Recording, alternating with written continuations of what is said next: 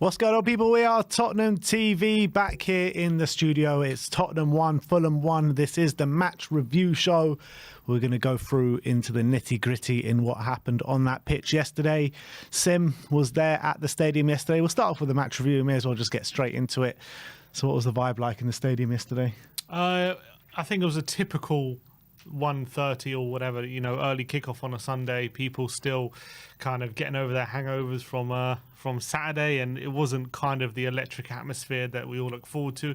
I think we know at this stadium, to be honest, when we have games which, I mean, even against top teams, it's been similar, but usually games against teams like Fulham and not big games, essentially, the atmosphere wasn't great, and I think yesterday was definitely a case of that, and it never really got going. Even the Spurs, with the trumpet before the game, wasn't really as loud as it usually is before, we're leading into kickoff.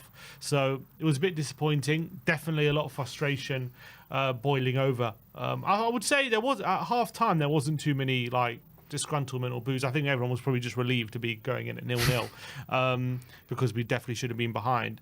And then second half, it was a weird one, second half, because we didn't deserve anything out of the game.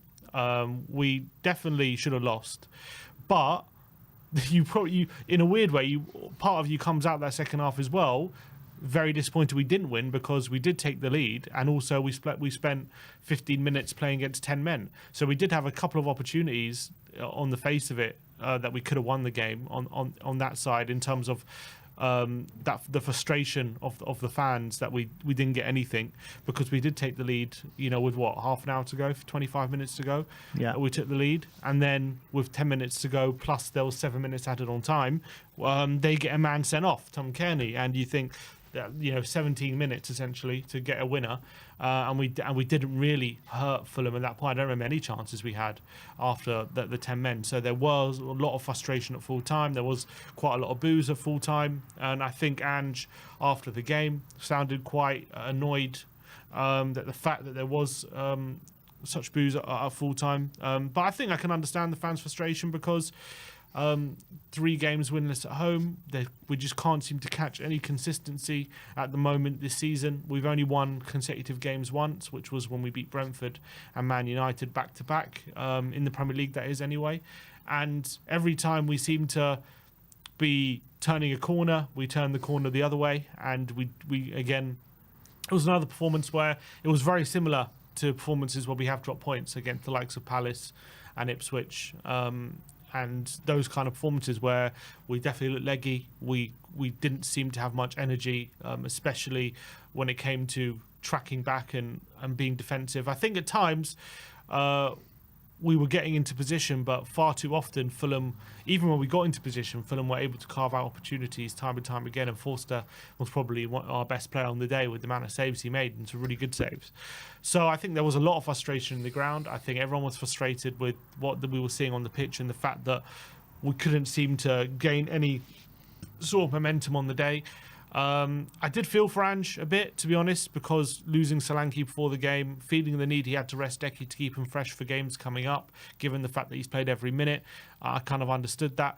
But I think as well, how he managed the game, especially the changes he made with 10 minutes to go, when they went down to 10 men, I didn't understand them. I thought they were bad changes. And in fact, I think that bore out with how we responded with them going down to 10 men, and how we lacked any threat. And I think a lot of that was down to the changes Ange made, and I think he made a big mistake in that moment, because I think he could have made different changes to positively impact the game, in a sense that put pressure on Fulham, actually flood the box, try and ask different questions. But the changes he made actually blunted us, I felt, and that was a big shame. But yeah, very disappointing performance, and look, a draw flattered us. That's the truth. Yeah, that's the way I saw it when, finishing the watch along yesterday. I was like, I wasn't happy to get away with the draw, but I was like, this is with the way the game went, we deserve to lose. The amount of chances that Fulham were creating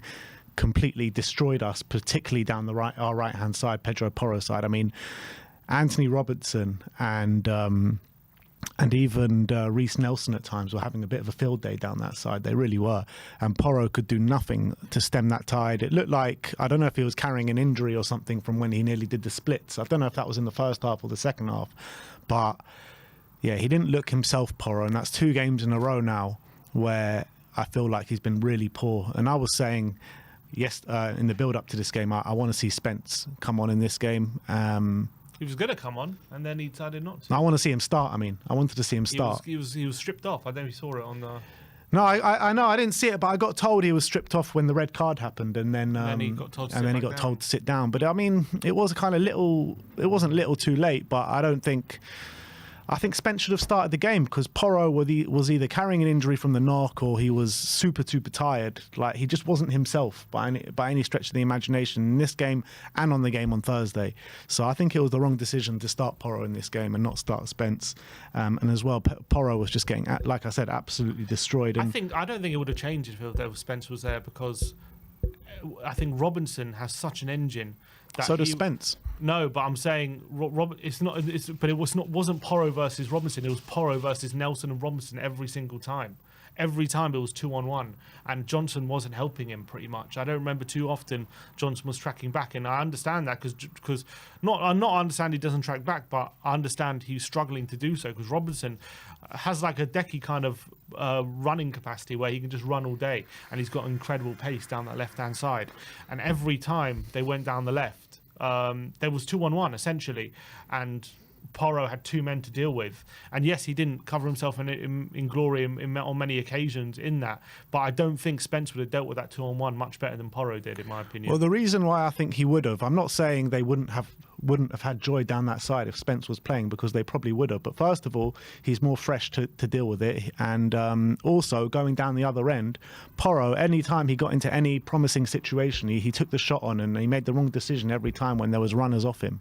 And I think Spence, fresh, chomping at the bit to get on the pitch, I just thought it would have freshened up that right-hand side a bit more, and maybe it would have stemmed the tide a little bit. I'm sure that, Robinson would have got in a couple of times, but maybe not as many times as he did.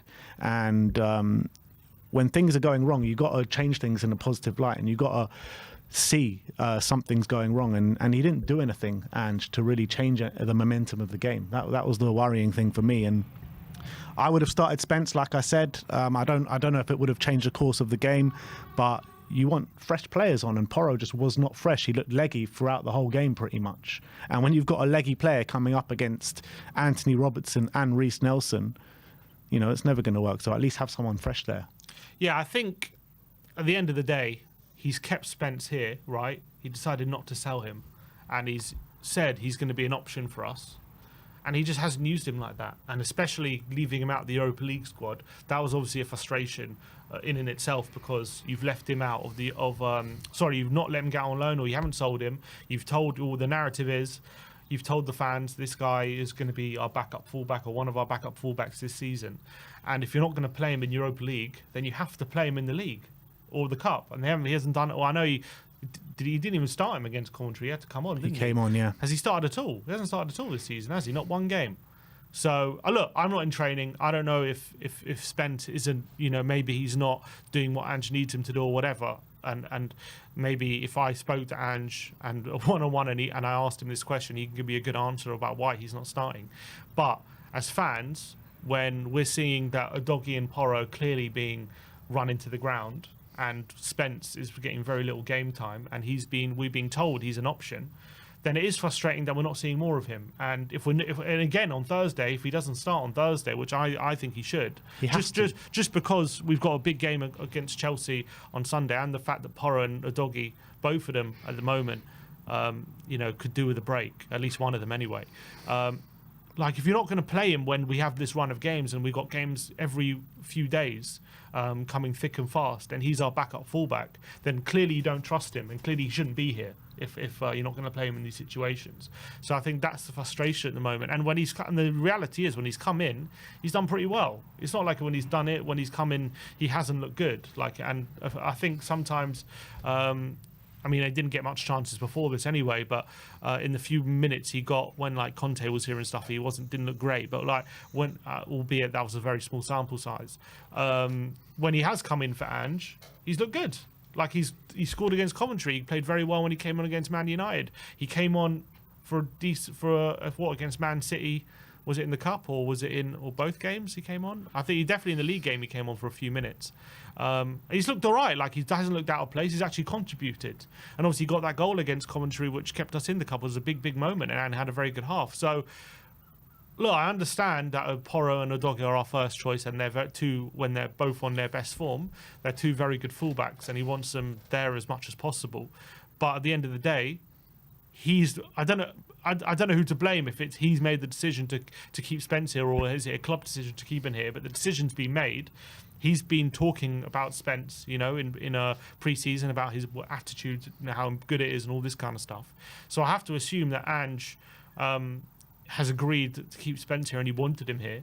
And if that's the case, I have to hold him accountable if he's going to use him as little as he has, especially when our fullbacks are clearly not looking at their best at the moment. Yeah, and he's bemoaned the fact after the game yesterday about how tiny the squad is at the moment with the injuries, and he commended all the players yesterday about the effort that they're putting in. Well, we've got a player there who's completely fresh, who's barely played a minute this season, and he's been fit for at least 2-3 weeks now. So there's no reason not to put him in, especially when you're looking at how tired Porro's looking at the moment. And I just don't get it. I don't get how you got a player sitting there and just complaining about the effort that these players are putting in and how tiny the squad is. And he was able to put Kulusevski on the bench yesterday, but you couldn't put Porro on the bench when there's a clear, able deputy ready to come in. So it just doesn't make sense to me. And unless he doesn't think he's able. Well, if he didn't think he's able, then he should have sold him in the summer when the offers were coming in. Mm-hmm. So it's on Ange for me. But look, every time he's stepped in, like you say, he's done really well. So there's nothing to tell me that Spence shouldn't be getting the go. He should be. But when I saw the lineups yesterday, it was a big frustration. Obviously, Solanke was pulled out just before the game, and Kulusevski as well, because I did get the feeling, actually, after the comments Ange was making on Kulusevski, saying, we're going to have to manage his minutes, he's playing a lot of football. I did kind of feel like that maybe he is going to get rested. But if you take out Kulusevski and you take out Solanke out of the team, you're taking out a lot of the aggression from the forward line. And I think that showed yesterday, because you had Son in the middle, Timo Werner out on the left, you had Brennan Johnson on the right, and they just couldn't replicate the aggression that Dom Solanke. I mean, we had little to no presence up there to hold up the ball. And you have our two biggest workhorses off the pitch. And I think that showed massively yesterday in the forward line. Son, as much as I love him, I don't think he could hold up the ball. I don't think he had a good game by any stretch of the imagination. I think in the front line and the forward line, actually, our best performer was probably Timo Werner. And it was actually a shock to me that he took off Timo, because he looked like our only route to a goal when he was on the pitch. Brilliant cross to find Brendan Johnson at the back post. And I felt if a goal was going to come, Timo Werner was going to be the source to that. And I was actually really shocked that he took him off at the time that he took him off. So I thought that was more signs of poor game management and poor decisions from Ange Postecoglou.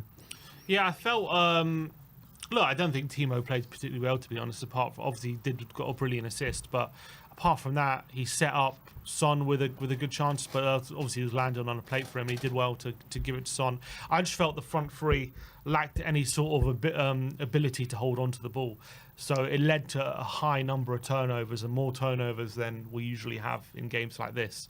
Even against, maybe not Palace, but even against, like a game like Ipswich, there wasn't as many turnovers in that game as there was in this game. And that was because when we had the ball, and I did feel for players like Sarr and Maddison at points, because they were giving the ball off to people like Brennan and Timo and Son, and trying to build up some sort of passing moves and trying to build up our play from the middle. And every time it went to the front three, the move broke down pretty much, and they got tackled, they got bullied off the ball.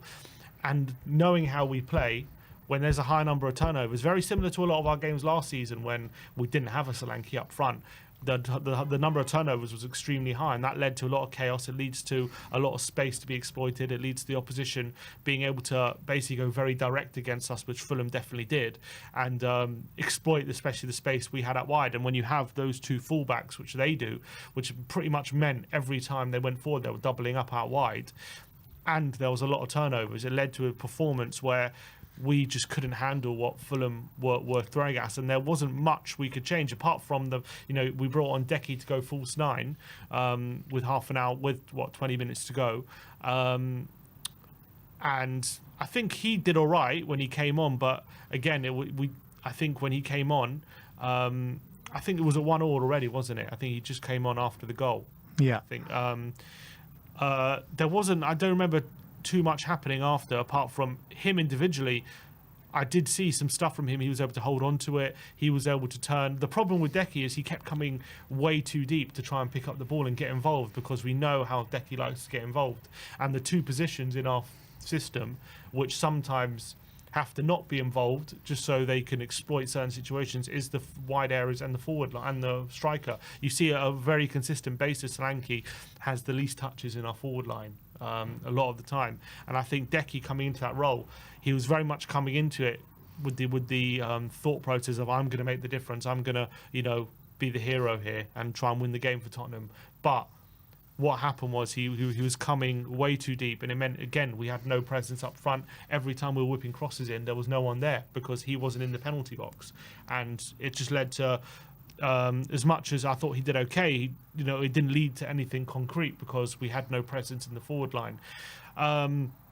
So I think the lack of Solanke, obviously that's not down to Ange because he was ill, what can he do? And the lack of Decky led to Tottenham turning over the ball way too many times in this game. And I think Fulham exploited that well and ruthlessly whenever they got the ball. Yeah. I just felt like the majority of decisions that Ange made during the game was completely wrong. I felt like we needed changes at half-time because the first half was dreadful. Didn't get it until the 68th minute with 20 minutes to go after Fulham got back into the game. I thought Decky probably should have come on at half-time.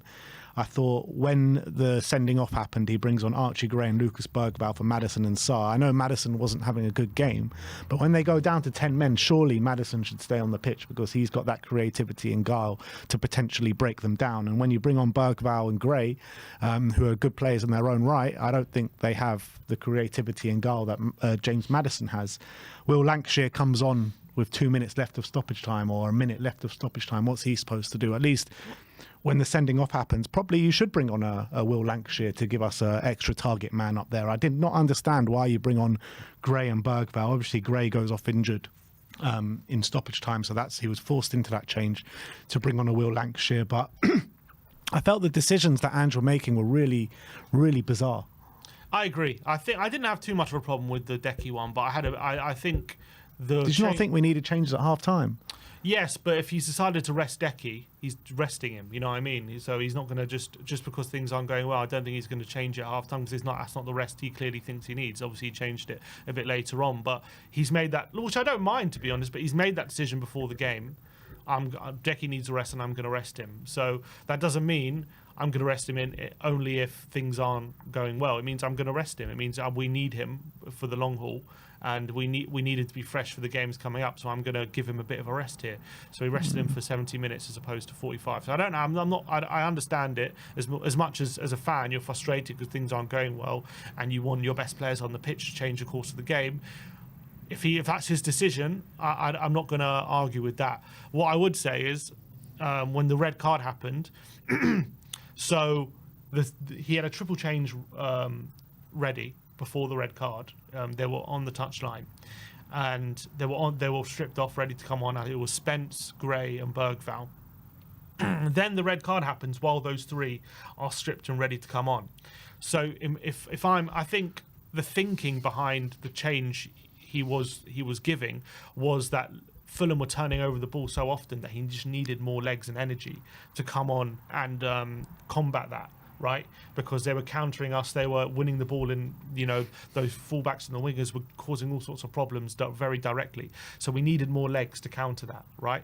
So he's going to bring on Gray, Bergvall, and Spence to counter those legs. Now the red card changes everything, because once they get a man sent off, that you don't have to be as worried about that, because you know that, and as well, once the red card happens, they bring on 2 defenders. I think they brought on Castagna and they brought on another defender as well at that point. So they've Sessegnon. So they've gone 5 at the back, and they're just going to sit deep and ride out for a point, because they're down to 10 men, and they're not going to be too adventurous, I don't think, at that point, to try and win the game as much as they were trying to win the game before.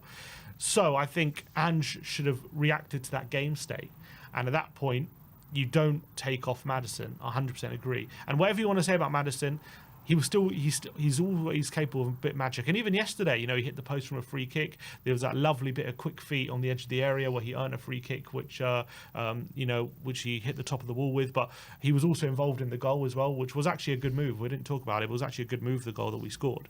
And so even though he wasn't having his best game, he was still involved in some of our good moments yesterday. So once they go down to 10 men, you need someone like Maddison on the pitch to pick that lock and give that bit of magic, whether it be a pass from deep area or whether it be a long shot or a cross from a wide position. Maddison's capable of that kind of magic, and it actually caused us 2 problems taking off Maddison. So what happened was we decided he's going to stick to his decision. He's going to take off Maddison even though they've got a man sent off. Then he brings on Bergvall and Gray. He decides to leave Spence out of it. I'm guessing because of the thought of what I was just saying, because clearly Porro was struggling, but because they've gone down to 10 men, he didn't have to worry too much about Porro running back in position. He had what he needed was quality in the final third, and maybe he banked on Porro to provide that more than Spence. And whether it worked or not, I can understand the logic there. But what happened when the problem with taking off Maddison and not bringing on someone like Lancashire is that with Decky still being at false 9, it meant that Decky felt like he had to be the creative hub of the team, because he didn't feel like Bergvall and Gray or whoever was in the centre mid were up to it, because they're obviously young players and they're not going to be the ones who you can rely on to provide a moment of magic. So Decky had to take it upon himself to basically come deep and be that magician that Maddison could have been if he was there. So if he keeps Maddison on, it means Decky can stay in the penalty area and gobble up any crosses or whatever. But because Maddison went off, it meant Decky, I could see it in him. He kept looking for the ball. He kept coming outside the penalty box to look for the ball and try and create something. But it meant every time he did that, there was no one in the box. And and what happened was there was actually one moment in that period where they were down to 10 men where Son got the ball on the left-hand side, got it on his left foot. I think Decky played out wide to him, got it on his left foot and provided an absolute peach of a cross right into the middle. And there was no one there. The only person who was there was Bergvall, was at the back post, and he's not out muscling anyone in that box. So if you're going to take off Maddison, you have to bring Lancashire on. No excuses. And again, like I said with Spence, they decided not to put Lancashire out on loan. They decided to keep him here. They decided that he was going to be a member of the squad. Richarlison's been out pretty much the whole season. So if you've decided to do that, and as well, again, similar to Spence, when he's got an opportunity, I think he's done all right. Ferencváros, I think he was a threat, and he had a couple of chances. Galatasaray, I know he got sent off, but he scored his goal, and he had a few chances. He actually was a threat. He was giving their defence some trouble. So bring him on. If you're not going to put him on this moment, this is the perfect moment to put on a striker like Will Lancashire. When you don't have a striker, you don't have a physical threat, you need a goal. They're down to 10 men. They're being pinned back in the penalty box, and basically you're just asking Lancashire, just try and get on the end of anything here. Like, this is your moment to try and do it. And you have to react to game state. You have to react to the changing moments of what's happening. And I understand maybe when it was 11v11, maybe it wasn't the best time for him. But as soon as that guy gets sent off, that's the perfect time for Lancashire. They're going to be penned back in their box. They're going to be sitting deep. They're going to be putting all their defenders in the penalty area. You need to be overloading that penalty box with players, and you need to be getting people who've got physical traits, physical abilities to challenge them. And Son was going to be able to do it. Bergvall wasn't going to be able to do it. Decky probably could, but because you take it off Maddison, he feels like he needs to be that number 10 and the number 9, and it meant that we had no one in the box, and that's why we looked so blunt in those final 10 minutes, because we had no one in the penalty box. We were putting a few crosses in, but there was no one there, because Decky every time was deep, because we didn't have Maddison. He didn't trust Bergvall or Gray to create. And to be fair, Decky was looking creative when he was getting deep, but the reality is he was being creative for no one because he was trying to create for it. He had to create for himself because there was no one in the box. So I think Ange got that completely wrong, in my opinion. Those subs, I didn't understand it. Maybe it made sense 11v11, but as soon as it went 11v10, it made no sense to me. You've got to keep Maddison on. Imagine those last 10 minutes, you have Maddison, Decky and Lancashire on. Imagine the likelihood we would have had a scoring rather than just having Decky, Bergvall, Gray. I think the likelihood probably triples at that point that we could maybe get a goal. And I think it completely blunted us, his changes. And I think if I'm playing devil's advocate for Ange, what I'm guessing is he had those changes in mind before the sending off, and he didn't just want to change his mind just because there's a red card, and he thought, I'm going to stick with my changes that I've pre-planned. But in my opinion, it was a bad mistake, and I think he's got to react to the game stat. And even though it happened in a split second, you have to have the ability to change your mind in that split second. And he did it with Spence, but he didn't do it with the other players, and I think that was a mistake. Yeah. A couple of players that come out with credit from this game, in my opinion: Ben Davies, Radu Dragusin, and most importantly, Fraser Forster. I mean, what saves he was making. I think 5 saves on the day, probably our man the match. And you've got Radu and Ben, who carry on this great partnership that they're forming. I thought both of them, Fulham had so many chances, but it would have been a lot more if it wasn't for Radu and Ben Davies, both of them really putting their bodies on the line, important blocks, important challenges, important interceptions. I think those 3 players were probably the only players that come out with a lot of credit during this game. In terms of an overall good performance, I have to agree. I thought Davies in the first half was very much our best player. Like, the amount of last-minute interceptions he made was brilliant, absolutely brilliant. There was a couple moments, like the moment where Iwobi hit the bar. They had very similar moments to that in that first half, where Ben Davies was just nicking the ball ahead of the Fulham players and just making these really crucial interceptions, which meant that we didn't concede more chances than we did. And I thought as much as Davies was probably our best player in the first half, I actually thought Radu was probably our best player in the second half. I thought he really stepped up, was really aerially dominant, and actually he was one of the ones trying to force the issue in that second half, winning the ball back aggressively, getting us back on the front foot, trying to get us back up the pitch, and also was unlucky maybe with a couple of chances from corners as well. He won a couple of headers and unfortunately didn't get them on target, but showed again how aerially aggressive he can be. And I thought in that second half, as much as Jimenez had a lot of joy in the first half, he didn't have much joy in the second half, and that was a lot to do with Radu Dragusin, in my opinion. Forster made some brilliant saves. I thought that save from Jimenez in the first half, absolutely brilliant. Brilliant one-handed save. Again, very similar to what I've been saying about Forster. He just makes himself so big, and because he's a big guy, it hits him. And I felt a lot of the saves were basically that. You think of the save against Iwobi when he twisted and volleyed, just to get back Forster making himself big, and because he's 6'6", he covers a lot of the goal. I thought that Tete, was it a Diop header at the back post? It just hits Forster's knee, does brilliantly. To be fair, the save from Jimenez was a brilliant one-handed save, so I'll give him a lot of credit for that one. There was one where he jumped at Jimenez's feet in the first half as well, when he looked to get in behind. Really good anticipation there. So some really big saves at big moments, but it's all about him just making himself really, really big and trying to cover the goal.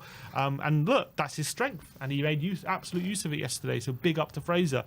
Did really, really well. And but there was one moment, wasn't there, playing out the back was it the first half? He tried to play it to Basuma, and what was really frustrating about that moment is he had Radu to his right completely free. He tries the more difficult pass for no reason into Basuma, guts it all wrong, and it nearly costs us, but thankfully. And probably got in at half time. It's like, I don't need you to be Maldini or what's the other player he said? I can't remember, but yeah, just get it simple. And I think he did that for the rest of the game pretty much. Yeah, he did. And I think he stepped in last couple games and done really well. So fair play to Fraser. You've got to give him a lot of credit, because the amount of people that were so worried about, including myself, that were worried about him stepping in for Vicario, and he's probably going to cost us a lot of goals. He hasn't cost us any goals since he's come in. He's actually been brilliant, and probably one of the best players on the team. Him, Radu and Ben Davies have probably been our best 3 players over the last 3 games. Yeah, and it's mad to think about when you talk about this performance, you talk about narratives surrounding certain players, and our best 3 players in this game were probably Forster, Radu and Davies, and fourth maybe Werner in the front line. And he had a really not strong. I don't think he had a strong showing, to be honest. But I think he had a couple of moments, as I say. He was better than the other two. Put it Yeah, that he was way. probably better than the other two. Maybe because he was fresher. I don't know, but because the other two have been playing a lot recently. But I felt like he was the only one with a willingness to go and actually have a go and have a run at their defenders and their fullbacks. I feel like Brennan Johnson was pretty much anonymous apart from the goal that he scored. And Sonny, Sonny's got to score that in the first few minutes, by the way. He had a couple, didn't he? Because he had that chance in the first few minutes from a mistake, and then there was another one where, correct me if I'm wrong, I haven't seen. It wasn't a match of the day, so maybe it wasn't as good as chance as I remember it. But wasn't there like a back pass or a bad touch by a Fulham player, and Sonny pounced on it? He tried to go around the keeper, and I think Leno gets it. Well, actually, because I haven't seen that back. I've only literally just seen that live because there wasn't a highlights package. It would have been. It would have been like a half chance, really. I don't think he had any right. I mean, he could have dinked it over the keeper. It would have been an unbelievable effort if he did that. From where I was seeing, it looked like a big chance, but clearly it wasn't because I haven't seen it on any of the highlights packages, so I don't know. Yeah, it's basically like you said. You know, the keeper comes for it. Sonny. Was it a back pass? I can't remember. I think it was. I think it was a bad touch from a Fulham player, and it finds Son in the box, and he could have taken it round the keeper, or he could have dinked it round the keeper, but it got gobbled up, and it was a poor effort from Sonny not to dink it over the keeper. But yeah, I mean, someone of Sonny's quality, you could expect them to get it in, but it was a very hard chance. He was very close to the keeper. Yeah, and also to be fair to Son, like he hasn't been playing up. He played up front one game this season against Everton, which he did. Well, he scored. He did quite well, but hasn't played up front at all this season. We've clearly moved him back out wide, and the decision to play him up front wasn't something that's been like planned this week or something. Like we haven't decided. You know what? We're giving Solanke a rest, and we're going to just put Son up front in training so he can get back up to speed in that position. It was literally a decision made just before kickoff, where Solanke turned up for the game and he was deemed too ill to play, so we've just stuck Sonny up front. And he did struggle, and he was clearly physically, whenever we got the ball to feet, Bassi and Diop were just bullying him off the ball every single time. And in terms of threats in behind, there was a couple of times where he actually did make good runs, and the pass was just like a little too ahead of him, or just wasn't quite right. And if you're not going to find him in those moments, he's not going to be one of those players who is going to hold up the ball or anything like that. So it was a big struggle for Son. I thought he was a bit better out wide. As I said, there was that beautiful ball in the last minute, which could have been on a plate if there was a striker in the box, but there wasn't. But unfortunately, still couldn't make a difference. But yeah, it wasn't his best game. But I think it was clearly evident from the first half that he wasn't going to get any joy in that number 9 position unless he was going to gobble up, because the only joy he was getting was from Fulham mistakes. Yeah, which is funny because last year we beat Fulham with him up front at home, but both those goals came from Fulham mistakes. Yeah, and those were the only joys we were getting from Fulham mistakes, right? So I think it was quite evident to me that he wasn't going to get any joy in the number 9. So I was calling for Decky to come on at half-time in the false 9 and then move Sonny back out to the left or to the right, whichever way. But then I also was saying that Werner was probably our best-looking attacker, so I didn't know which change to make, but I knew Sonny had to come out of the 9, and I knew someone more physical had to be in the 9 because Bassi and Diop, they're such physical defenders, and they were just doing a number on him, and Ange didn't do it. I don't see how like a lot of people can see what's happening on the pitch, and Ange doesn't have the foresight to swing the game or to make these changes to swing things in our favour. And it's a number of times now we're seeing game management from Ange Postecoglou that's not really being up to scratch. And you're looking at these performances. I keep adding performances on there now, and it keeps kind of the same kind of thing, where it's the Ipswich game, the second half of Brighton, the Palace game, now this game. It's just nowhere near good enough, and these performances are like building up, aren't they? This one I have a bit more sympathy with Ange than the other ones, just because he didn't really have too many options to change it. I know he'd had a few on the bench which he didn't turn to until very late on. Clearly, Decky wanted a rest, but when it comes to options on the bench, only one player on the bench had ever started a Premier League game, and that was only 2 players on the bench had ever started a Premier League game for Tottenham, and that was at all, I think, and that was Reguilon, who was never going to come on, and Decky. And we have a lot of injuries at the moment. With Solanke coming out of the team as well, that would have been a big blow before the game. We have 8 injuries to players who would have been in that squad. Yeah, but is that actually an excuse though? Like, we only have players on the bench who haven't started a Premier League game. I mean, these players like Bergvall and Gray, we were told that they're here because they're good enough and they're going to make an impact this season, and we didn't sign a midfielder because of it. So if players are tired, use your squad a bit better and start these players then if you think they're good enough. Yes, no, that's a fair comment. I'm just saying, when we're asking Ange to go change the game and win the game, like, I don't think, well, when I look at that bench, I necessarily think he's got the tools on that day to do it necessarily. You could have said, well, why not just give it a go? And that's fair enough. Why not just change it? But I don't think, like, I think the changes he made with 10 minutes to go, when down to 10 men, I think he got those wrong. But I also think, like, I don't necessarily look at the bench and think, oh, and you've got to change, you've got to bring these people on. They would definitely have won the game, or they, like, I can understand, like, Ange in that situation, looking at the what we have to offer on the bench and not thinking that they were definitely going to change it for the better with what we had, unfortunately, just because of the injuries that we do have. And I understand what your point, and I think you make a good point. We've signed Gray, we've signed Bergvall. These players have played Europa League games, and you can, whether you think they've been good or not, I think they've shown enough to suggest that they can come on in these games and be a part of the team, and maybe be at the very least be fresher. Reason, aren't they here for this very reason? At the very least, be fresher than the players that were currently on the pitch and add a bit more energy. So yeah, I agree with you that if you're not going to play these players at these points, then why are they here? They should be coming into the team. Albeit Maddison and Basuma didn't start on the weekend. So, on midweek against Roma.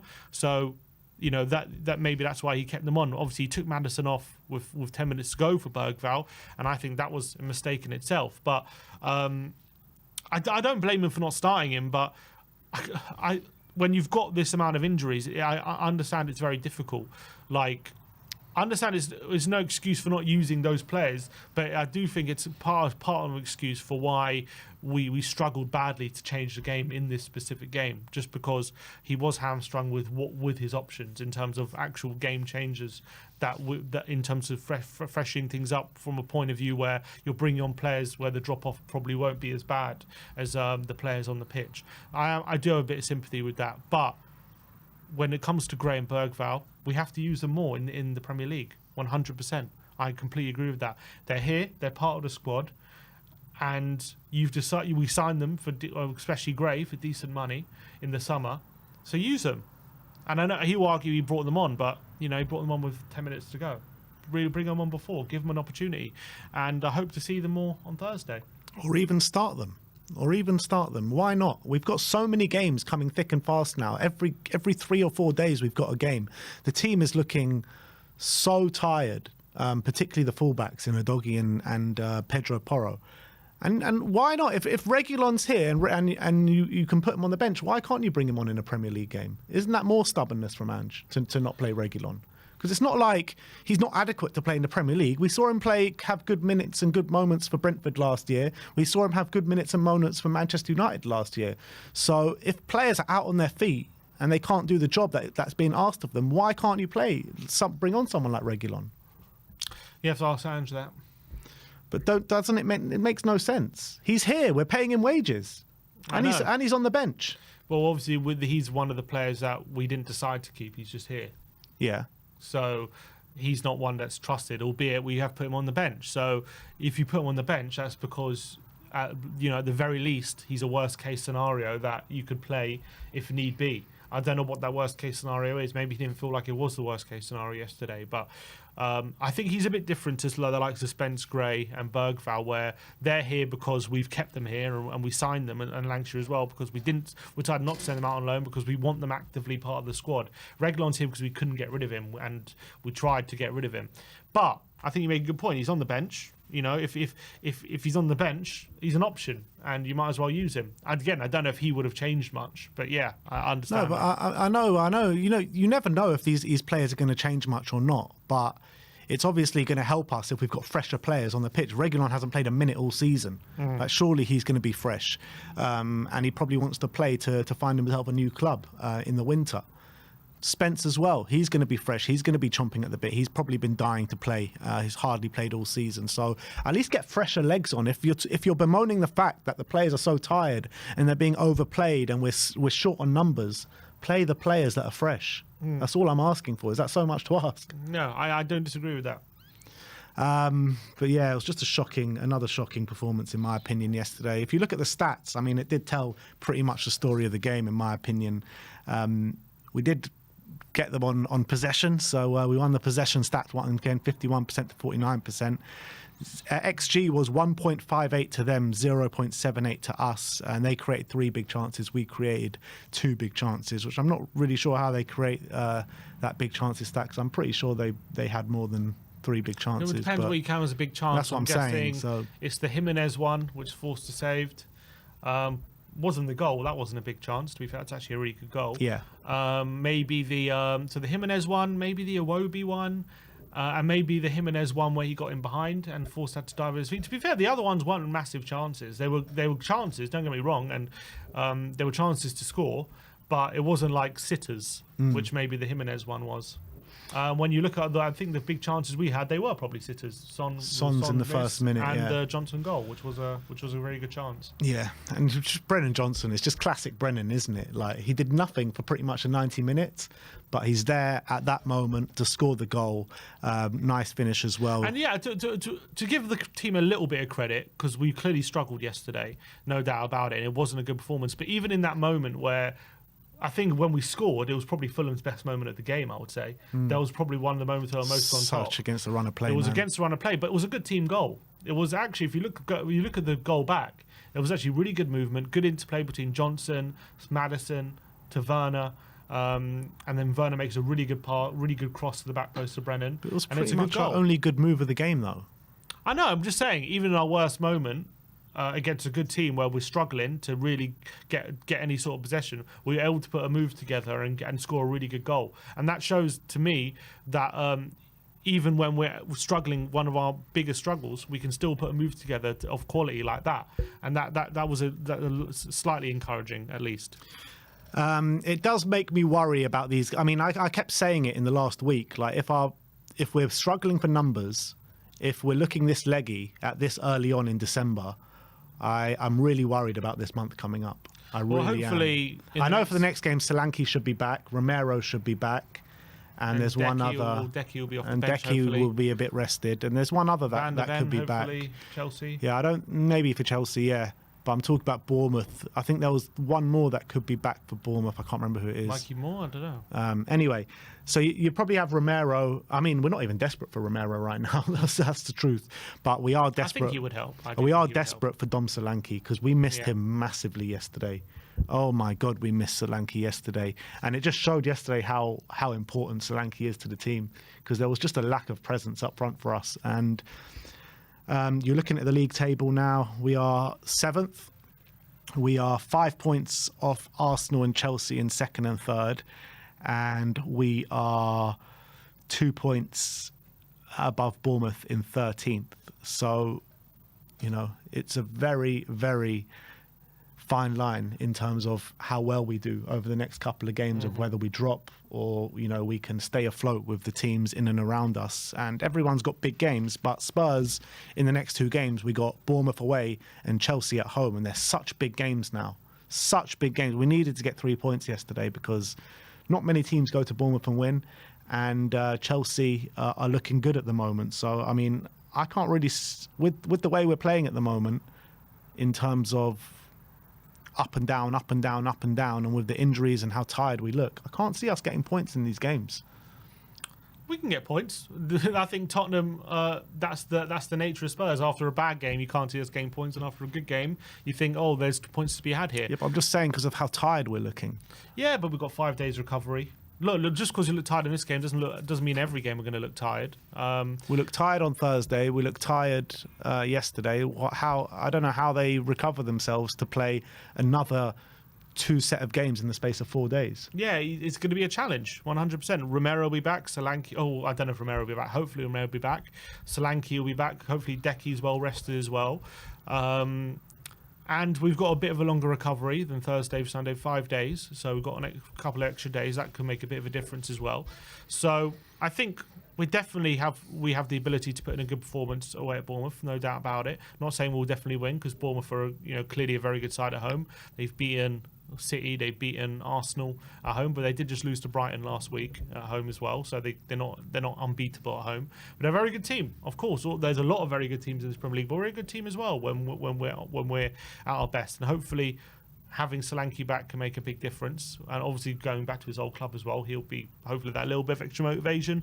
Maybe he can do something. We'll see if he makes changes at fullback and whatnot. Obviously, after a poor performance and poor result, again, I always say it, after a performance like that, you it's hard to see how things improve, and then we have a good display, and everyone's surprised. I think at the moment we're very much struggling to put a string of two good performances together. What the reason is for that is, I'm probably a mix of things, but probably a long injury list, and probably because of how intense our way of playing is as well. And Andrew's got to look at that. And at the moment, I don't know whether he's stubborn or he's trying to fix things and it's not working, or what's happening. But we are struggling to put a string of two games together where we're looking good in both games. That's reality at the moment. And so when you extrapolate that to this week, how are we going to get 2 wins against Bournemouth and Chelsea? We're not going to. I don't think we will get 2 wins out of Bournemouth and Chelsea. But can we win one of those games? No doubt about it. Of course we can. You got no doubt about it. We'll win one of the games. I said, can we win one of those games? Oh, you think we can? Of course we can. Anyone can win any game on any given day. But no, you said I don't see it, which means we can't. I don't see it. I don't see it. And just because I don't see it doesn't mean it won't happen, or it can't happen. Just because I can see it doesn't mean it will happen. Yeah, but I mean, I don't think it will happen. I look at these two teams that we're playing against, Bournemouth and Chelsea. They're both going to be really aggressive in both these games, and I feel like whenever we come up against a team that's really aggressive and really wants it, we come up short. I think that's happened all season. Whenever we come up against, well, not necessarily, not always. Villa are a very aggressive team. We managed to beat them. Depends. Like Brentford are a very aggressive team. We beat them as well. Depends what. I don't know. A lot of teams are aggressive in this league. Mm-hmm. Bournemouth are a good team. Don't get me wrong. I'm not saying we're definitely going to win that game. I'm just saying I wouldn't be surprised if we do. I think they're aggressive, but they also. They're not unbeatable at home. We can beat them. We've got better players. We look very tired on Sunday, but maybe with a bit of a longer recovery, that will change on Thursday. What was your prediction for that game? 2-2. 2-2. So you don't think we're going to win? Huh? I think we can win. Yeah. And Chelsea at home will be a very difficult game as well. I mean, these two games are massive. Home, they haven't won too many big games. Yeah. But we're also on a run of 3 games without a win at home. That needs to change. Against teams that we should be beating, teams that we beat last season. We beat Fulham at home last season. Yeah, I know it's a difficult game, but we beat them, and we lost to Ipswich. I can't remember the last time we lost to a promoted side at home. Yeah, but this season, there's a lot of surprise results around the whole Premier League. Yeah, it's very up and down, not just for us. I think it's so tight. The quality gap is clearly closing. I think that's fair for all to see. But when we're at our best, I don't think there's many teams as good as us when we're at our best. But can we keep us? Can we keep it there for a sustained period? That's the big question. Not how good are we. It's how often can we stay at that good period, at that good level. Well, at the moment, it's once every other game. Yeah.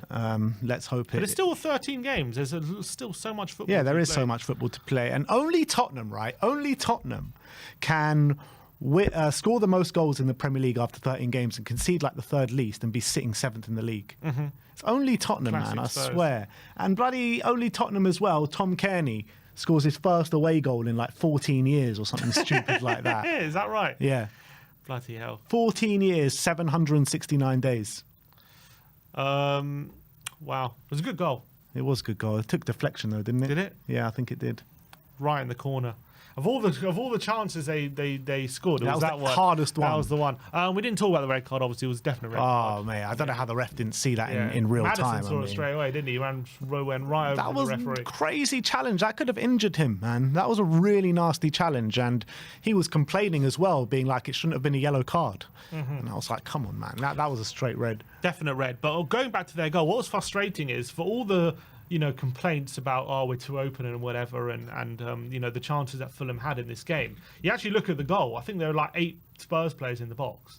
We actually had numbers back for that goal. So the one moment they actually scored was probably the moment we were like most defensively set, which is quite frustrating, but it is what it is. Is what it is. That was our match review as Spurs drew with Fulham 1 goal apiece. Let's move on and let's go to our player Should ratings. we just quickly just do these? Okay, let's go to Super Chats first. You go for it. Brian Daigle. Dagoo! McIntyre's best mate. Yeah, exactly. I was saying, time for us still, huh? I was saying when he came on the fan show yesterday, I was like, wow, Brian's calling in. I thought, he's mixing it with the stars. I didn't think he would have had time for us. Big shot small, exactly, small people like us. 1 month. His head didn't really fit in the screen though on the fan show. It's still so big. 1 month away from my half-century or golden anniversary. Laugh out loud. Shine on you, Spurs. Shine on you, Spurs. They were shouting that at Spurs the game yesterday. They definitely were not shouting that. Andrew Dean says, horses for courses. As great as Sonny, he should have subbed at half-time. That game was not Sonny's game. And then Andrew Dean as well says, also Porro Udogi also should have subbed off too. Both were leggy, didn't contribute. We got Spence, Gray. Ange needs to use his squad. Can we just put to bed this narrative about Son being washed and Son being, over the hill and all these kind of things? I think it's absolutely absurd that, someone called into the fan show and tried to make a point of it yesterday as well. And it's just like, come on, man, he's still our best player. He's still our best player. If he's washed, then we don't have any players. We don't have any players in the squad. I think he's created the most chances for us this season. Which is including being injured.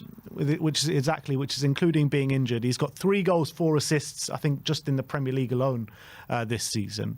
The guy has still got so much quality and so much talent. It's unbelievable. Like, people need to just calm down with Sonny because he's still our best player. If Haaland was a Spurs player, we'd be calling him literally in 6 games. That's just Spurs fans for you at the moment.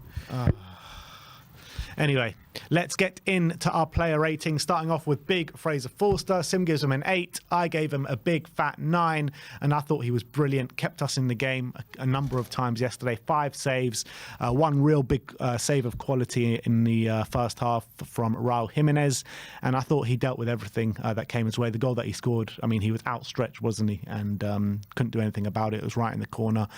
But I was really happy with Fraser Forster yesterday. Another top display. Yeah, I think more credit for Fraser again. 2 good games in a row, and I think the saves he made, especially the one from Jimenez, real top quality and had to make himself really, really big. I think a lot of the other saves was just a case of him just making himself massive, and because he's so big, the ball would hit him. I think that's the case for a lot of them. But look, you have to make your use of your qualities as a goalkeeper, and he definitely did that in yesterday. The only reason I didn't give him a 9 is just because I was at one moment where he did nearly cost us a goal with that pass out of the back, and that could have been bad. But other than that, another really good display, and his saves kept us in the game. So probably our best player on the day. Let's move on to Pedro Porro. 4 all round for Pedro. Another poor display, in my opinion, 2 in a week. He did look completely out on his legs, particularly in the second half. But yeah, I mean, defensively, I thought he was poor. Kept getting bypassed time and time again. They were just targeting that right-hand side, our right-hand side, so much, and I thought he just couldn't handle it. And when he did get into any sort of attacking situations, he would just snap at a shot when there were so many better options for him to pass it. So I think it was poor decision-making from him and poor defensive work. So yeah, unfortunately, another poor game. And I think he needs to come out the team just to give him a bit of respite.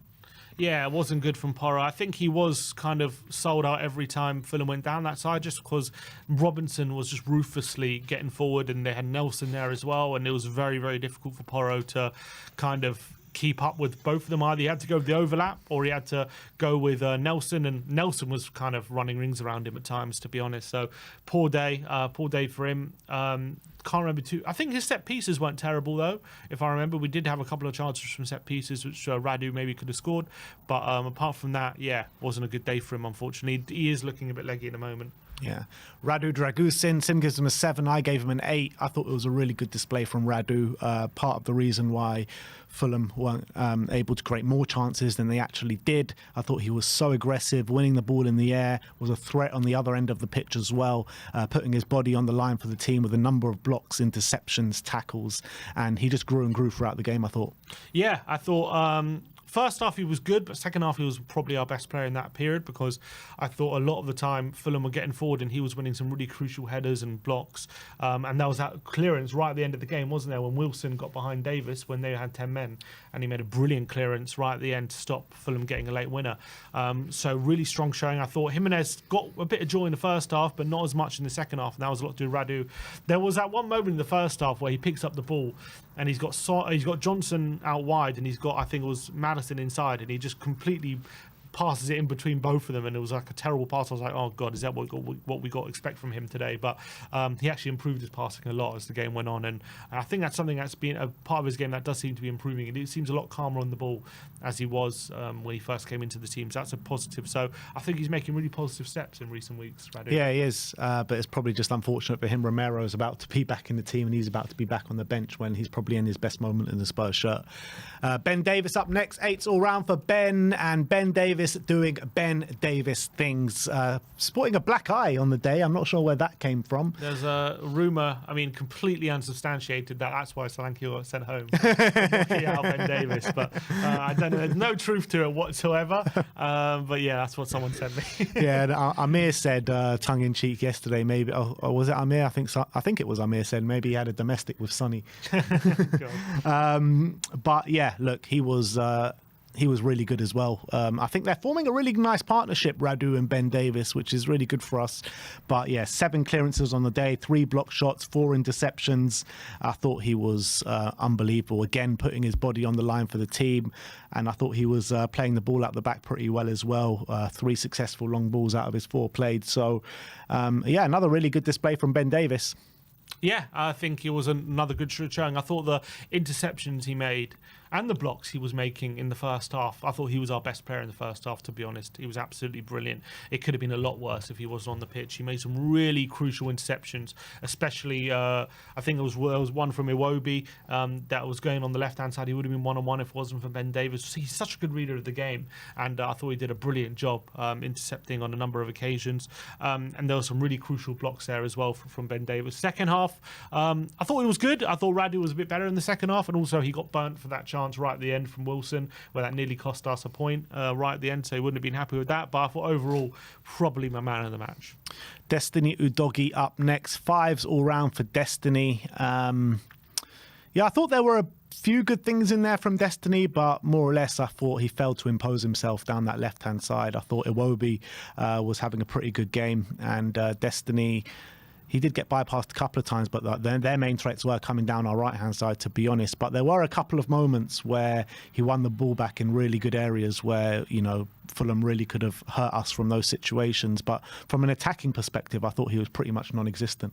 Yeah, couldn't really get forward, didn't really get much time on the ball. I thought defensively, maybe not as bad as Porro, but still, again, similar. I don't think it was Porro's fault. Werner wasn't helping him that much, and I felt Tete was again ruthlessly just getting forward. He had a really good game, Tete, he was brilliant. didn't He set up that chance for Jimenez, which forced us to save, and also Iwobi hit the bar from that similar area where Doggy could have been. So I thought Doggy also had his frailties. I just felt like when he was getting run at, I don't think he was getting beaten as many times as Porro. So I thought I gave him another mark, but I also thought he struggled badly. Yeah. Bissouma up next, 5s all round for Biss. I felt like it wasn't really the double pivot that we were all asking for. I thought Sarr wasn't alongside Bissouma as much as we would have liked, and Bissouma was asked to play that kind of holding role, and he didn't do it well, to be honest. I thought a couple of times he won the ball back in the middle of the park, but wasn't able to progress the ball as much. I think he lost it quite a number of times in the middle of the park, and yeah, unfortunately, it's a bit of a step backwards for Bissouma because he's had a pretty good season, but I thought this was probably one of his worst displays of the season. Yeah, it was a poor display. I thought a lot of his touches were overhit. There was that one moment in the first half, he's trying to play his way out the back, and he looks to give a pass over to Porro, and it's just a weak pass and gives the ball away in a dangerous position, and it puts us under pressure. Again, I thought him on the ball, trying to get forward, he was doing it to pretty much no avail. I thought he really struggled to influence the game like he usually does, and as well, he didn't really properly shield the back line as well. I thought Fulham, Smith Rowe was getting all sorts of joy, to be honest, all sorts of joy in that area, and he couldn't handle him. He was popping up in all different kind of areas, and Basuma wasn't able to track him, so wasn't a good display. Pape Matar up next, 6s all round for Pape. Kind of a similar performance to the one he had last game where, you know, he was buzzing around like a bee, he was all over the park, he was showing a lot of good work rate. But then when he gets on the ball, he keeps making these sloppy passes that really annoy me because, you know, it's those times that we can really spring on them and really, you know, push our ascendancy, and we just can't do that because we're making too many sloppy, stupid passes in the middle of the park from the likes of Basuma and Sarr. But I thought he showed good aggression. He showed good tenacity at times, but yeah, not the greatest display. Yeah, unfortunately, wasn't great from Pup. So I thought he wasn't our worst player. I thought there were times actually where his physicality did get us out of trouble a bit, and he was being quite aggressive. And there was a few times we were trying to play our way out from the back, and he was able to beat the press a few times and play it forward, but wasn't really able to impact the game going forward or going backwards. And when that's happening, he kind of gets lost in the middle, and I thought that's what happened. James Maddison up next. Sim gives him a 6. I gave him a 4. You know, starting in his favoured 10 role this game, where you really thought, you know, with him in that position, you're going to see the James Maddison that you know he can produce. But I thought there were the moments of quality were just too few and far between. You know, he was being tasked to be our chief creator, and he just didn't do that, in my opinion. Maybe there was a couple of moments in the game here and there. That free kick was actually a really clever free kick to go under the wall, and it kissed the outside of the post. But yeah, I just felt like he kept losing the ball a bit too much for my liking, and he just wasn't creating as much as I expected him to.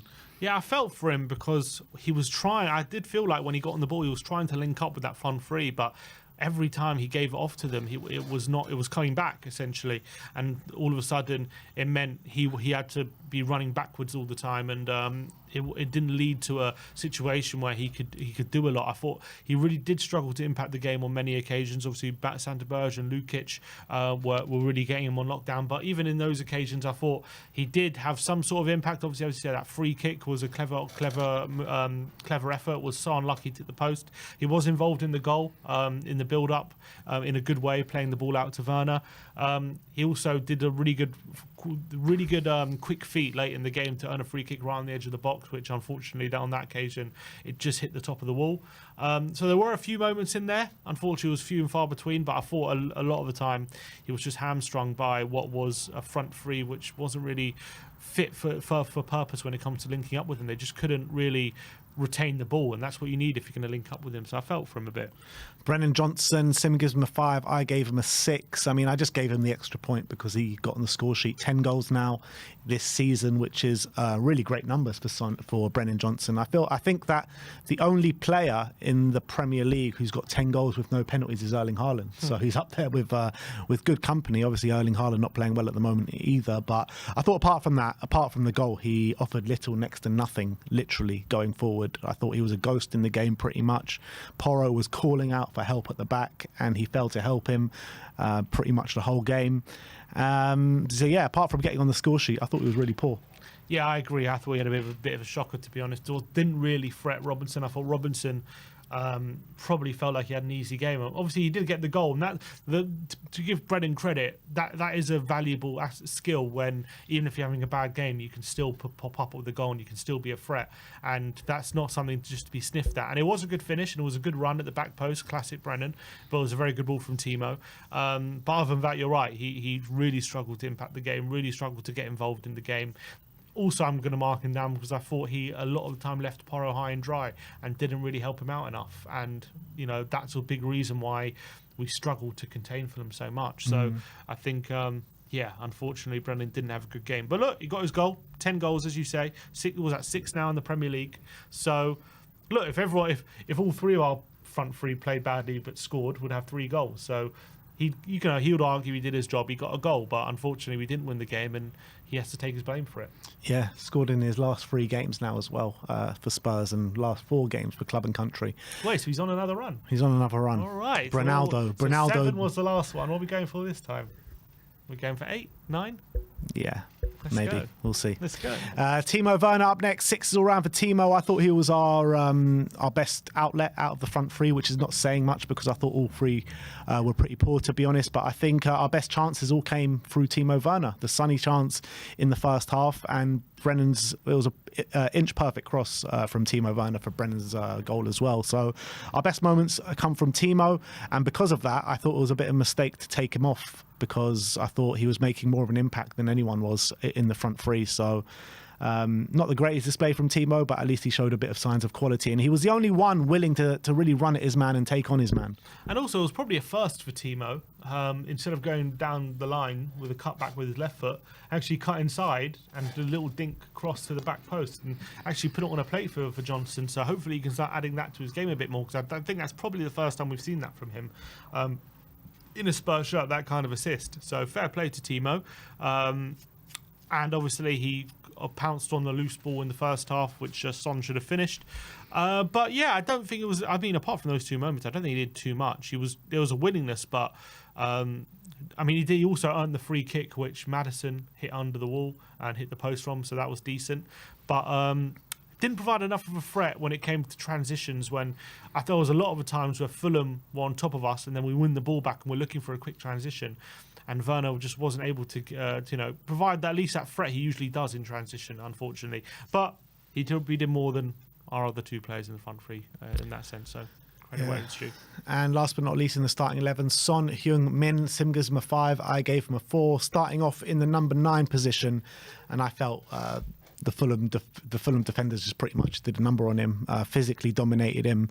Unfortunately, he did have a couple of good chances that landed his way. The first one, he's got to be doing better. I think Leno saves it, and the second one, he tried to lay it off, and it was just really poor. So he's got to be doing better in those situations. When he went out on the left, it was slightly better, but I think he just failed to make an impact in the game, unfortunately. Yeah, obviously, he'll look back at those two chances, or at least one chance that he missed right at the beginning of the game, and be probably very frustrated because Son usually gobbles up those opportunities, and that set the tone for his performance, really. I agree. I think he got bullied a bit by the centre-backs. Every time he was trying to back into a centre-back, he just basically lost the ball, and it kept coming back at Tottenham, and he couldn't hold on to it. I thought he was better when he went out wide, albeit there was a couple of moments in stoppage time was a bit frustrating. He tries 2 dinks to the back post, which both go into the keeper's arms. But there was one peach of a ball on his left foot, which was right into the corridor of uncertainty between the keeper and the defenders. Unfortunately, there was no one there to receive it. But, that was a ball very reminiscent of the cross he made for Brennan for the Villa goal, right on a plate for someone, and Bergvall just couldn't reach it, unfortunately. So he had one good moment of quality, but unfortunately just wasn't a good game for him. And the only substitute that we're going to rank is Dejan Kulusevski, who came on with about 20 minutes left of the game. 6-0 round for Decky. He came on with a bit of energy and he tried to take the game to Fulham, but I felt like every time he had the ball, pretty much he was crowded off it, and he had no help as well. There was just no run. There was a clear lack of running and movement in this game from the rest of the Spurs players. And any time we got it in any promising situation, there was just no runners and movement around them. And I think Decky was feeling that as well every time he got on the ball. Yeah, I agree. And unfortunately for him, when he came on, he kind of came on with this kind of mentality that everything's going to go through him, and he was coming deep, and he just led to Spurs not having any sort of focal point up front, albeit we didn't really have one when he was off the pitch anyway, but so I wouldn't necessarily it's his fault. He did show an ability to hold up the ball a lot better than Sonny did during his time in the forward line, but I thought he tried to impact the game in a positive way. I thought when he did come deep and pick up the ball, he was looking good, but he had no one ahead of him to kind of play it to. He kind of needed to play it to himself, and that was never going to work. So, unfortunately, he was just basically had too much to do when he came on. And last but not least, Ange Postecoglou. Sim gives him a 5, I gave him a 4. Obviously, the game was massively impacted with Solanke falling ill on the day, because I felt like Solanke was a massive miss on the day. There was no real focal point up there, no one to hold up the ball, and we struggled because of it. But you got to find solutions, and he did play Sonny up front, which he played up front the whole of last season. He got 17 goals and 10 assists, but Sonny failed to make an impact. I felt where he really should have made the changes at fullbacks, because I think Destiny and Porro have played a lot of football so far this season, and you could clearly see that they were tired on the day. Porro on the back of a really poor performance on Thursday night. Spence is there, willing and able to play. Every time we've seen him, he's been pretty good, so why not play Spence? So I thought that was a mistake.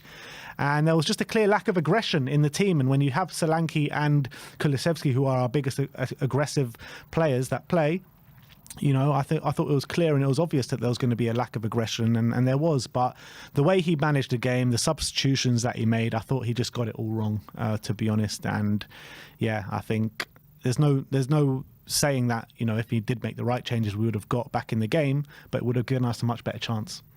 Yeah, I think when it comes to the lineup, I didn't have a big problem with it.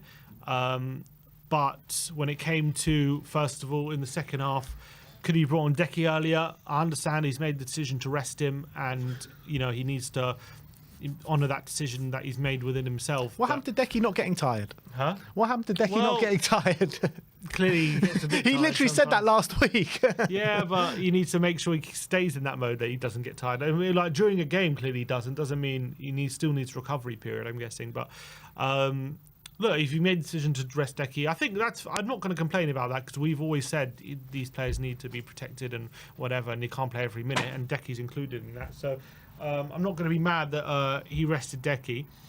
He can't play every game, so that's fine. I thought the changes, the big gripe for me is the changes he made when we went down to 10 men. First of all, could he have made changes earlier? Could he have brought on Spence for Porro earlier? Maybe a Bergvall earlier when they were clearly lacking legs. But once Fulham go down to 10 men, the game state has now changed, and things have changed because he had these 3 subs ready to come on, and with the game state in a certain way. And as soon as it goes down to 10 men, the game state has now changed. So he's got to adapt to that. And I think taking off Maddison, not bring on Lancashire, leaving Decky up front were all mistakes. And I think that was evident with how we responded to Fulham going down to 10 men. We barely created an opportunity. We barely laid a glove on them. I understand it was very stop-start as well, but if we had Lancashire, Maddison and Decky, Decky and 10s, Lancashire up front in that period, I think we're a lot more likely to score than Bergvall, Sarr and Kulusevski up front. And I think we were hamstrung by that essentially in the last 10 minutes, and we didn't have any presence in the box. And I think Ange should have adapted quicker to Fulham going down to 10 men. And we had a substantial period, 15 minutes, with them being down to 10 men. And I think his changes meant that we didn't create a chance. Yeah, he has to blame for that.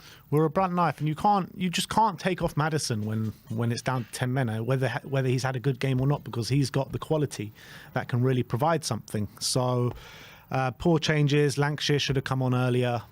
And just really poor all round from Ange, in my opinion. Well, the reason I didn't give him lower than a 5, just because I had a bit of sympathy with the amount we were missing yesterday. So it's a pity point. Eight pity injuries. point. Look, from my point of view, I can understand it. What I would say is as well, like, you have these players like Lancashire, Bergvall, Gray, and Spence, who you've kept around, and you've decided to be part of your squad.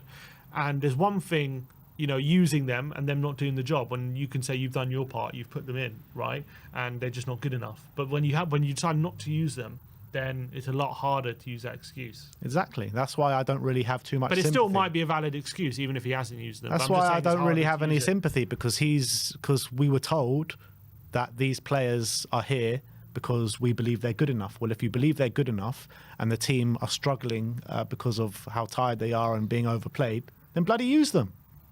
Like, why should he get any sympathy? Because we have 8 first team players out, and yeah. So we do have a bench of kids basically. But bench of kids that he believes, or the club believe, that are here to make a difference and are here that are good enough to make. How long's the long term? I mean, more than 3 months. So what's the point then? Like, why didn't we sign another midfielder then? If we believe he can't make an impact straight away. Because that's what we were told. We're not signing another midfielder because him as 6th choice. We were told we were not going to sign a midfielder because these two, Bergvall and Gray, can make an impact this season. And they have. They're playing Europa League games. Yeah, but we need them now in the Premier League. And if your players are so tired, then why not use them? I don't think it was the midfielders that were tired. Well, the fullbacks as well. Like Gray could have played left back. Gray could have played right back. Spence could have played right back. You know, he could have made a number of But changes. as I say, this is the questions he gets asked because he didn't play them, and I think they're valid questions. From my point of view, it still could be a valid reason, even if the excuse is harder to use because he didn't use them, in my opinion. And regardless of all those facets, you know, we have seen poor performances when the players are not tired, and similar performances, where it be Ipswich, Crystal Palace, games after Europe, Thursday, Sunday. We never win a Sunday game apart from the West Ham game and the Man United game, and it's just so frustrating, really frustrating, because these performances, as much as in the early part of the season, when we were dropping points, we didn't deserve to drop points. Well, now, every time we're dropping points, we deserve to be dropping these points, and we're not good enough. And that's the reality. Yeah. And Ange has got to look at that, and Ange has got to take the flak for it. So that is our player ratings from the 1-1 draw against Fulham. Let's move on to the 5 takeaways. And number 1 is Sunday, bloody Sunday. Beautiful. Let's have another rendition. That's very good. Yeah, look, you mentioned our record on Sundays, and it doesn't make for good reading. In fact, Tottenham have a 100% record on Saturday. We won every game on a Saturday. But It's a shame we never play on Saturday. but this season, we have only won 2 of our 8 Sunday games, which was the Villa game and the Man United game, as you said. We've actually all the other 6 games we failed to win on a Sunday, and it's definitely a theme. So yeah, let's just get more games on a Saturday, man. We need more games on a Saturday. I don't know what it is. Well, once Europa League finishes in January, then that should happen until March. So we need to get rid of international breaks, and we need to get rid of games on a Sunday. Then we'll be top of the league, I think. Exactly. But yeah, obviously, I think it's a consequence of the workload, probably, or having to play twice in a short space of time. With a little recovery. I guess that's what you can put it down to. But we've obviously had this discussion before about playing Thursday, Sunday, and whether it should or does impact us. Whether it should is another question, but whether it does, I think it's evident at this point. I think it's just excuses, though, because this game, we played a strong team in Europe, but the Galatasaray game, the Alkmaar game, the Ferencvaros game, I think we won after Ferencvaros, but there was 3 games, Galatasaray, Alkmaar, and I can't remember the one before that. Who did we play? Karabag. We lost after all those games, right? Well, Karabag, I think we won. So what were the 3 games? We've lost 4. There was one. I was against after United, wasn't it? We beat United. What are the 3 games? It's Galatasaray. Ferencvaros. But in all 3 of those games, we made quite a few changes for the European games. So I think it's just excuses about this Thursday, Sunday thing, because a lot of these players should be fresh coming into Sunday games. Yeah, but we're not the first team to be hit by it, are we? Teams in the past it's been known that Thursday, Sundays are something. Yeah, but why though? When a lot of players are getting rested anyway. Yeah, they get rested. They still have to play, don't they? They still have to come on, and I don't know, the travel time a lot of the time. I don't know what the science is behind it or the reason is behind it, but it does seem to be something that clearly affects us, because we seem to be all right when we don't have it, but when we do have it, clearly there's a big drop off in our intensity. I don't know what it is. Yeah, I don't know what it is either, because like I said, in the majority of these games, apart from the game last night on Thursday, we rested quite a lot of players. So there's no reason for them to be overly tired on the Sunday and put in the performances that they do. Yeah. And Ange has got to fit. Look, he's got to fit. We've said it so many times, but that's something that Ange, for some reason, hasn't been able to fix at the moment. That when we have that game on the Thursday, we can't then go again on the Sunday for some reason with the same intensity. It just seems to drop. And as soon as we drop intensity, then it spells trouble. Yeah. Number 2 is shot-shy Spurs. Yeah, and this was Spurs yesterday recorded 8 shots against Fulham, which is actually our lowest tally of the season for shots in a single game. So when it comes to us, in terms of from an offensive point of view anyway, probably one of our worst displays of the season when it comes to trying to hurt Fulham and trying to actually cause problems for them. We really struggled to, and we just weren't able to get too many shots off. Yeah. That's evident of that, I think. Yeah, and it was a really big frustration. And I think I think it was second worst XG of the season as well. Yeah, and I think Kulusevski and Solanke being out is a massive part of that, because how many times do we win the ball back high up the pitch due to Solanke and Kulusevski and the way they work and the way they press and how physical they are? You take those two aspects out, then we become a lot less aggressive, pressing from the front and winning the ball back high up the pitch. And I think that was a circumstance of that. Yeah, I agree. Third is Radu impressed. Yeah, and I think he's carried on his good form. Radu Dragusin, who's a player who comes under criticism for not being good enough, or all different kind of things that people get thrown at him. But I thought yesterday, especially in the second half, for me, he was our best player. And I thought the stats bear out how impressive he was. He had 5 out of 7 aerial duels won, 4 out of 5 ground duels won, 5 clearances, 3 tackles, and also was our highest shot taker of the day with 2 shots. No one had more shots for us than Radu on the day. So I thought actually he had a really good game, to be fair to Radu. And he's really been growing into this role, I think. Yeah, he has. And, after the Galatasaray game, and there was one other game where everyone was calling him shocking, we criticised him as well. He's really, I think, taken whatever it is on board, and he's really improved, and he's really looking solid and assured in this position in the Spurs team. So I can't give Radu enough credit, because I feel like the last 2 or 3 games he's really stepped up for the team. Number 4 is width exploited. Yeah, again. and I think no doubt about it. I think this would definitely be a theme against a lot of teams, especially teams who play 5 at the back with wing backs. We struggle, and I think yesterday those fullbacks were a lot of the times like wingers, and we very much struggled to contain Fulham's fullbacks and Fulham's wingers as well. I think the stats speak for themselves. First of all, Nelson, Iwobi and Tete created 6 chances between them from wide areas on the weekend. Pedro Porro got dribbled past 5 times yesterday, 2 from Robinson and 3 from Nelson as well. So he really struggled to contain the threat from the wide areas. And it was just basically Fulham every time ruthlessly getting it out wide whenever they got the ball, and just swinging the ball into the box, and they were just getting chance after chance. And it's not the first time that we've wide areas, because we're a very narrow team. We like to keep things central, but out wide we just give teams lots of space, and yesterday it cost us. Yeah, and I was saying to you off air, right, just before we started the stream, this has been a clear problem all season, right, where teams have 3 at the back and have their wing backs, or they're very strong out on the flanks. Ange can't seem to find a solution or to find an instruction to make us to really combat those situations. Or it feels like all it takes is for a team to be strong out on the flanks to hurt us.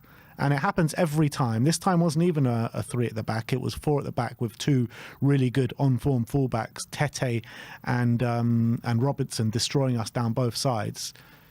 Why wasn't there not an instruction from Ange, at least at half-time, to Brennan and Timo to get them to come back and really help out the fullbacks?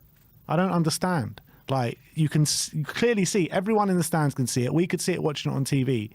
We're getting destroyed by down both flanks from these fullbacks and from the wingers. And there's no instruction and there's no kind of help from anyone else. Porro was getting destroyed, absolutely destroyed, and he looked out on his legs so tired as well. But still, no help was given to him. I just don't understand it. Yeah, and I don't know whether it is, I don't think it's instruction, but whether it's Brennan and Timo just couldn't keep up with the Fulham fullbacks, or whether it's because they weren't putting in the effort, or whether it's because they were told by Ange to stay high and wide and kind of don't concentrate too much on tracking them back. Whatever it is, it was something we really struggled with. Obviously, I think every system has its flaws. That's clearly a big flaw of ours, is the wide areas.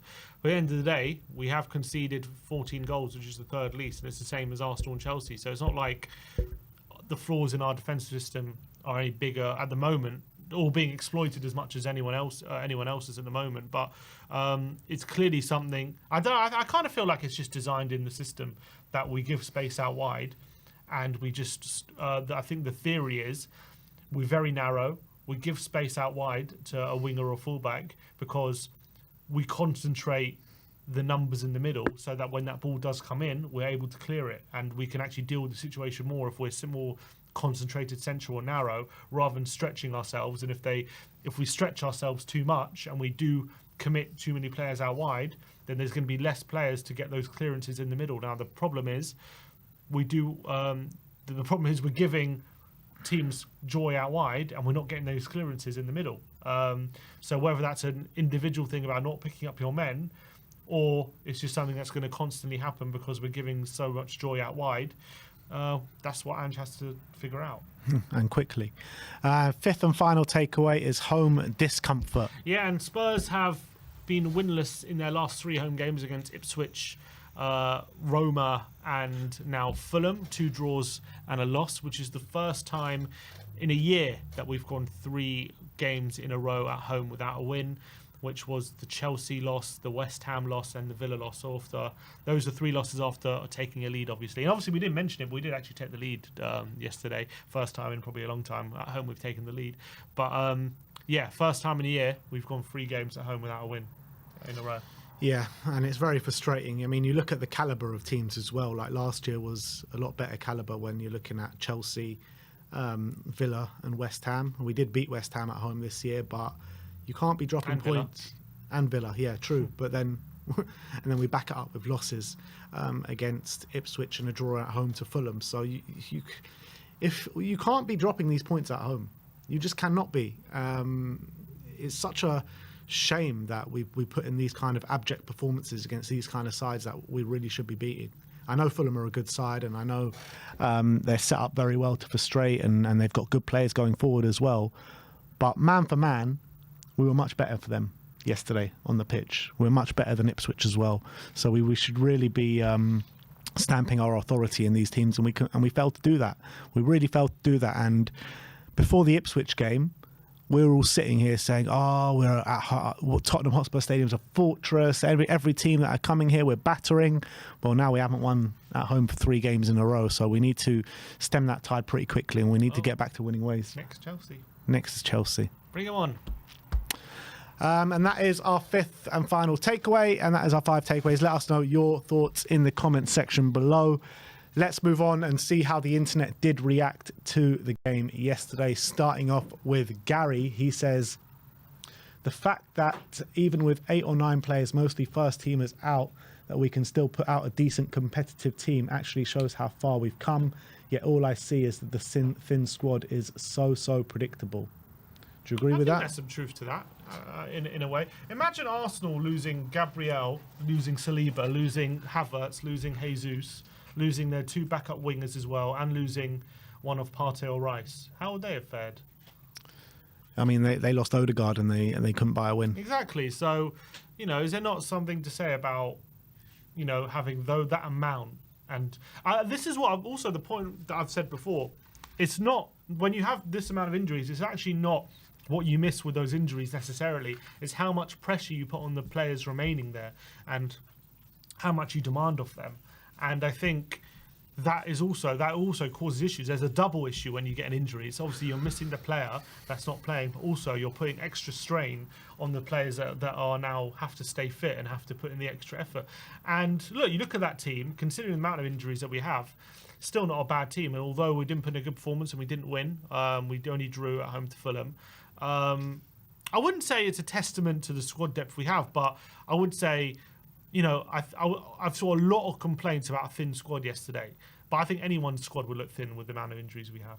That's true. And on paper, the team was decent yesterday. You're looking at James Maddison, we all think is a very good player. Bissouma, captain of Mali. Ben Davies, captain of Wales. Dragusin, at the heart of defence for Romania, playing very well for them. Porro, Spanish international. Udogie, Italian international. Pape Matar Sarr, Senegal international. Brennan Johnson, a Welsh international. Son Heung-min, one of the best players in our Premier League history. And South Korea, captain, and Timo Werner as Timo Werner, but German international, and Fraser Forster. But we've got a team full of we've got a team full of internationals and international captains as well. Yeah. And to put out performance like that is nowhere near good enough. Yeah, but you're playing against a team also full of internationals, probably, against Fulham, also a good team. I saw them go to the Etihad. I know they won City, but Fulham easily should have won that game or should have got something out of the game. I've seen them play very well in a lot of games this season, Fulham, against good teams, not just us. So I expected them to show a good performance. It was never going to be a rollover, this game. It was always going to be tight. And unfortunately, those fine margins when it comes to players available didn't help at all. Obviously, there's no excuse for how poor it was. You probably expect us to have more of the game than we did, but I always expected this to be a very tight game. Yeah, I agree. We both predicted 2-1 wins to Spurs. We both said in the preview how Fulham are set up really well. Yeah, but if you told me if I knew in the preview that we weren't going to have Solanke and Decky was going to be rested, I probably would have said we'd drop points. But man for man, we're better than them all over the pitch. Yeah, but it's always about context and where you're at the game. We've had a couple of taxing games against Roma, which went down to the wire, and Man City. Obviously, we had to put a lot of energy into that one. We've got a lot of injuries at the moment. So the players on the pitch are just being asked to do a lot. I'm not saying that we should be as bad as we were. And obviously, yeah, you're right. Man for man, we're on the pitch, and it's disappointing how bad it was and how much of the game Fulham had. I'm just saying that it's like Fulham are a good team, and it was always going to be a very difficult game, and we should be doing more. But it was always a possibility that if we dropped off, in our intensity in this game, like I said in the preview, Fulham could easily come here and play like they did, and they were brilliant. Yeah, but if they're as good as we're saying they are, these players, and our squad depth is as good as what people are saying it is, or this guy's saying it is, then we wouldn't have drawn this game. We would have won the game, and good teams find a solution how to get over the line, and we're not finding that solution. So, you're not a good team? Like, they're not finding solutions? At the moment, they're not. They've lost 5 games in a row. Right, so they're not a good team? At the moment, they're not, no. So at the moment we're not, but correct. We can change. Let's hope we can, but City have got 4 Premier League titles in a row to back themselves up. We don't. It doesn't matter. We got a failed top 4 challenge and no trophies since 2008. Okay, but that doesn't mean anything. Like, in terms of what we can do this season. Like, in terms of the squad we have good players and we have a good squad. When they're asked to do too much and their intensity drops, and at the moment it's causing problems, and just got to figure it out. Yeah. Well, look, last week we battered City 4-0, so we're a good team. And the week before we lost to Ipswich at home. I know, so we're a good team one week and not the next. Like, we're an inconsistent team. That's what we are. We're able to get ourselves up for the big games, but on a regular basis, when we're playing the sides in the bottom half of the league, we're not able to get ourselves up for it, and we're not able to churn out performances. At the moment, we're not. Yeah, so far that's what this season has shown so far. Yeah, after 13 games, there's still a lot to go.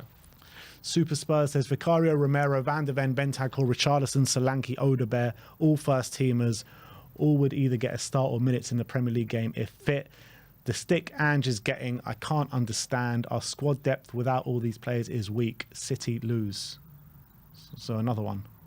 Yeah, I think he makes a good point. I think more to do with the fact that I think Ange has to take some flack because can he adjust things a bit to ease the workload on the players or try and keep them fresher? But as I say, I read off the injuries we have, and I said if other teams had these kind of injuries, you say they just find ways to win, but they haven't been. And why is Ange expected to do it and the other teams aren't? Why is Ange... Well, the other teams are expected to do it as well. And we're falling behind the pack. We are falling behind the pack. We're 5 points behind. It's still very close. It's it's a couple of wins. It's not that far. But you're right. Look, we have to keep pace with them. But I'm just saying, if other teams had the injuries we had as well, we've seen already this season. City have bad injuries, and look at them.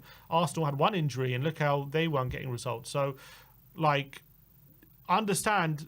My point more is about Ange doesn't deserve the amount of criticism after yesterday. I think he's getting in terms. But it's not. Yesterday is not an isolated situation, Sim. It's not an isolated situation. We've been showing this since the Crystal Palace game, since the second half at Brighton. It's not isolated situation. We're showing this against Palace. We're showing this against Ipswich. We're showing this against Fulham, regardless of injuries. Right. Okay.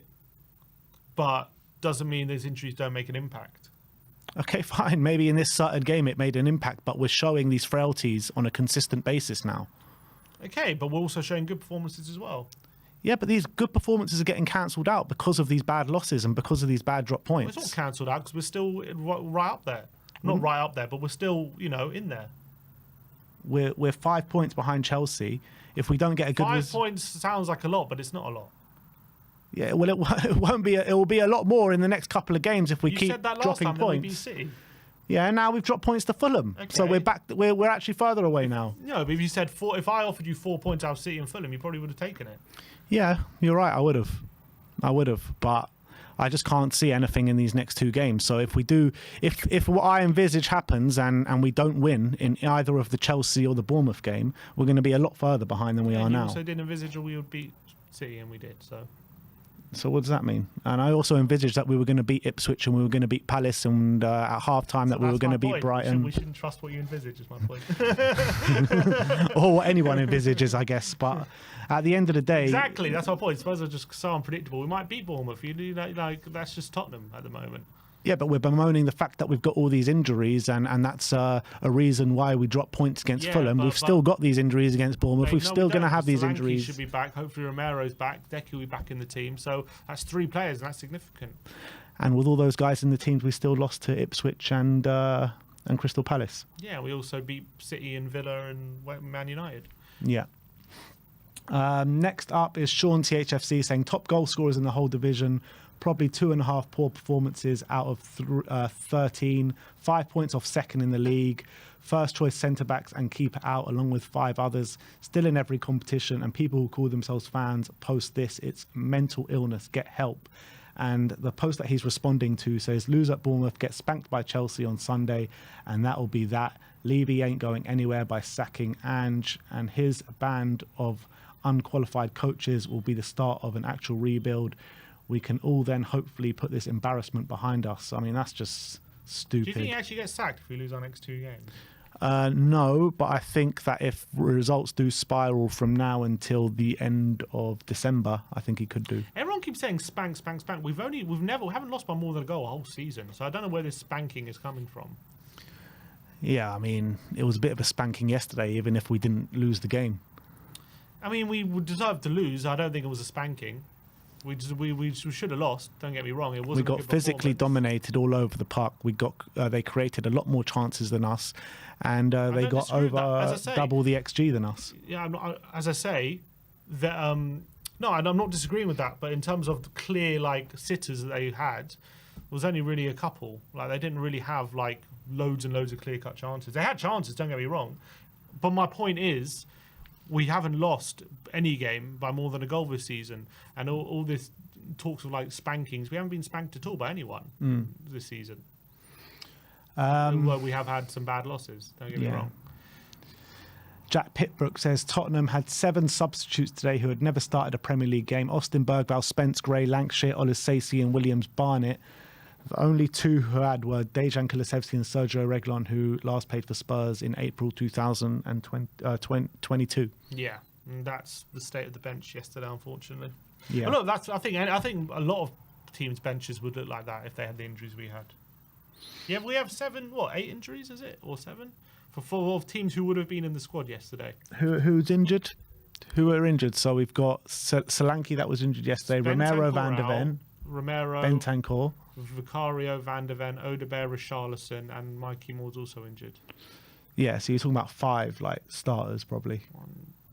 Yeah, but squad players also make a difference. It puts pressure on those players to also keep playing. The players that are currently playing.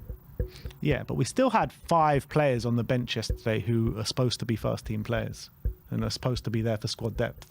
Yeah, but they're teenagers. I'm not saying that means we cannot keep using these excuses of they're teenagers. They're here to be part of the squad. Yeah, and we should use them more, but it doesn't mean we should expect them to come on and win the game for us. No, but we should expect them to come on and actually make an impact. Yeah, we should. Well, because that's why they're here. Otherwise, they should be on loan, or they should they should be on loan, and they should be getting first team experience if we don't believe in them. Experience here in the Europa League. But we're not here just to give players experience in the Europa League if they're not here to make an impact in the Premier League. What's the point of them being part of the squad? The whole point is they play Europa League, and that takes the burden off a lot of the players. But also, if we have injuries, they're supposed to come in and make an impact. Yeah, but they weren't needed from the start yesterday, necessarily. I think Spence was. Potentially Gray was as well. Spence is different because he's not in Europa League, so I agree with you. But when it comes to Gray, and Bergvall, I never expected them to be starting Premier League games after 3 months. I just didn't personally. They're 18, they're talented youngsters, but it's going to be a process. It's always great that they're playing Europa League. I never expect them to be starting Premier League games at this point. That might happen this season, but I think to expect them to do that. I don't know. I thought Gray maybe, but I never sort of thought Bergvall would be definitely starting Premier League games straight away. Well, we're going to ask Bissouma to carry a hell of a lot of workload then if we're not going to play Gray in the 6. Yeah. And we can't use the excuse of he's tired if we got Gray there sitting there not playing because he's 18. Opta Joe says Tom Kearney has scored away from home from the Premier League for the first time since March 2010, with this being the longest ever gap between a player scoring in an away match in this competition, which is 14 years, 269 days. You really pick your moments, don't you, Kearney? Bastard. Classic Tottenham. Spurs Watch says Tottenham's Premier League record on Saturdays this season: Everton 4-0, Brentford 3-1, West Ham 4-1, and Man City 4-0.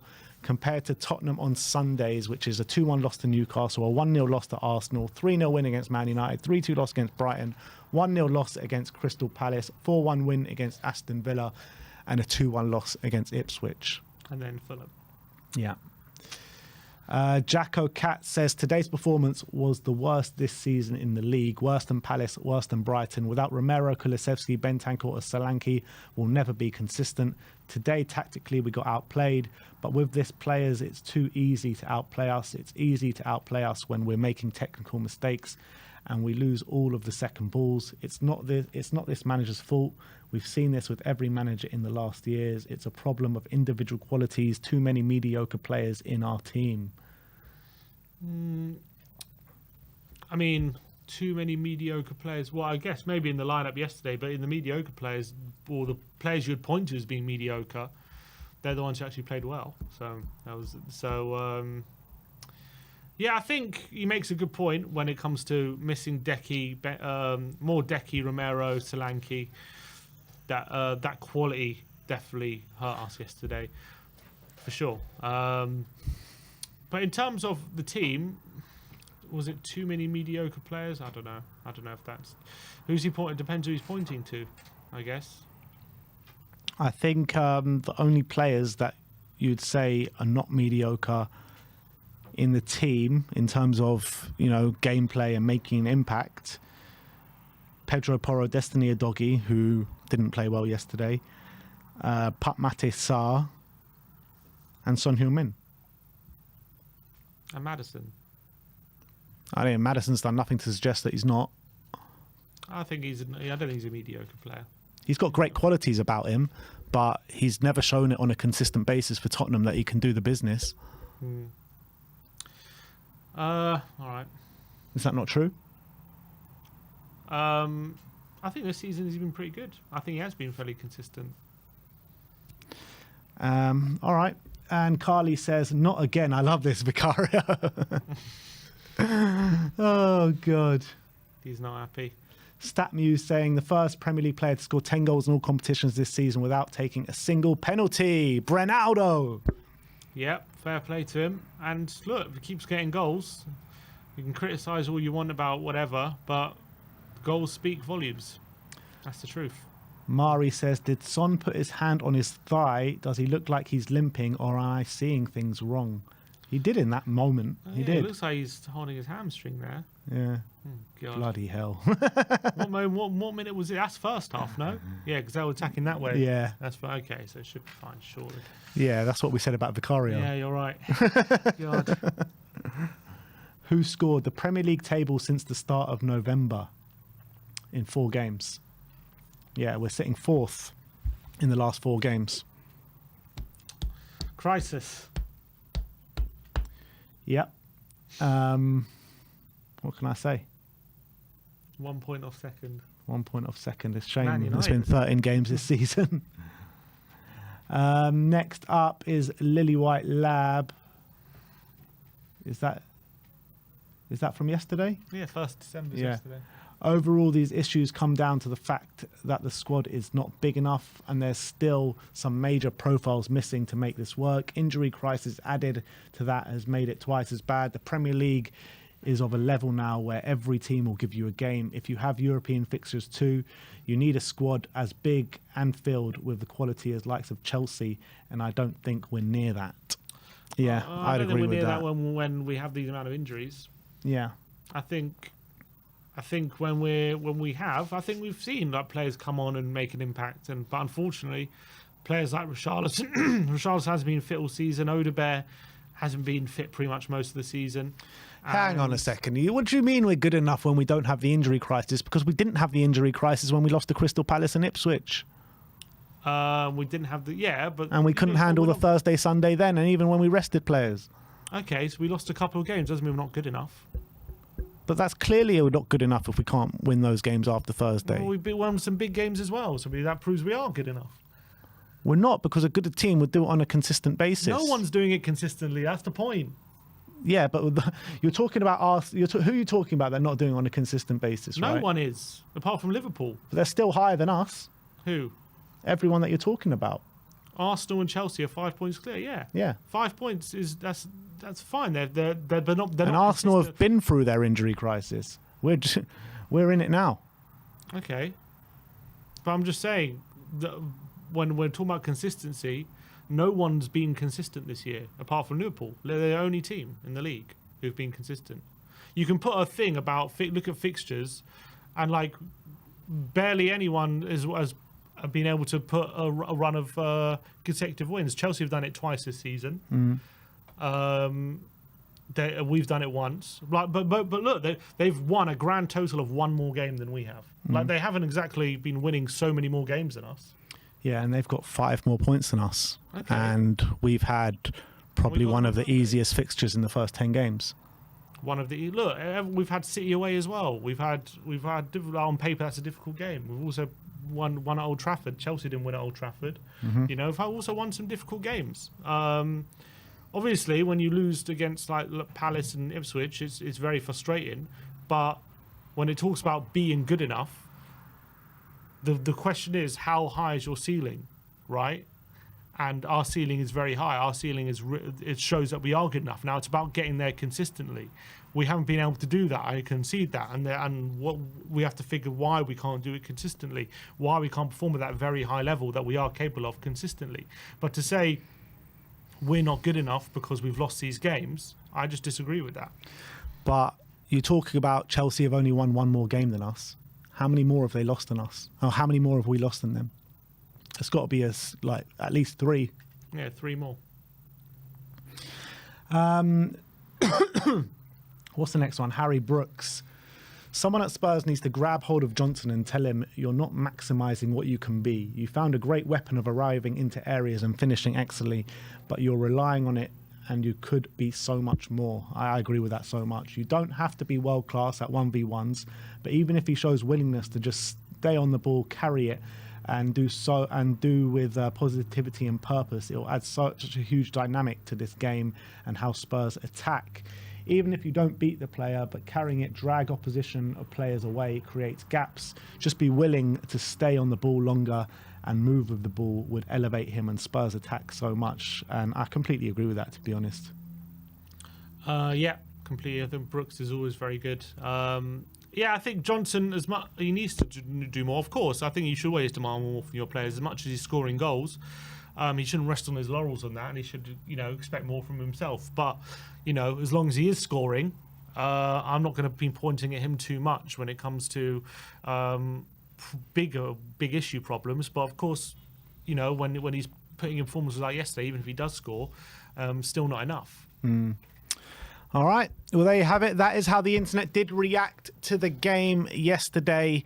And that is cue for us to stop talking about this game. Thank God.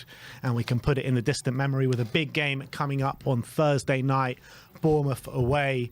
We're going to turn our attentions to the weekend. I guess we still need to talk about the Fulham game. Just one more touch on it. But we're going to go into our review of the Premier League.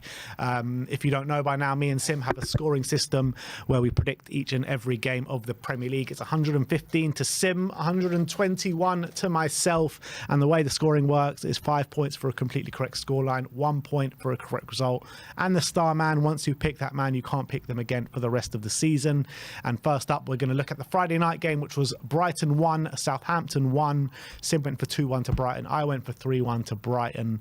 And this was an interesting game, wasn't it? Because I thought Brighton started fairly well, but Southampton really came into it and they were causing Brighton no ends of problems. I think they got robbed, Southampton, Yeah, because they that did. Goal should have counted. I thought it was a disgrace of an offside decision.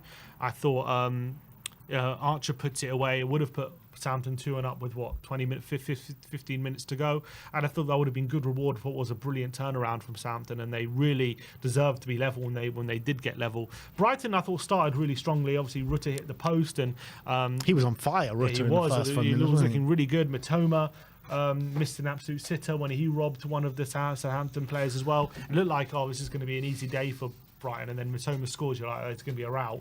But Southampton didn't let it affect them. They just stuck to their guns, kept playing, and it reminds me a lot of their performance away at City, where they conceded early, and you're thinking this is going to be a rout, but they just stuck to their guns. Also against Liverpool, very similar.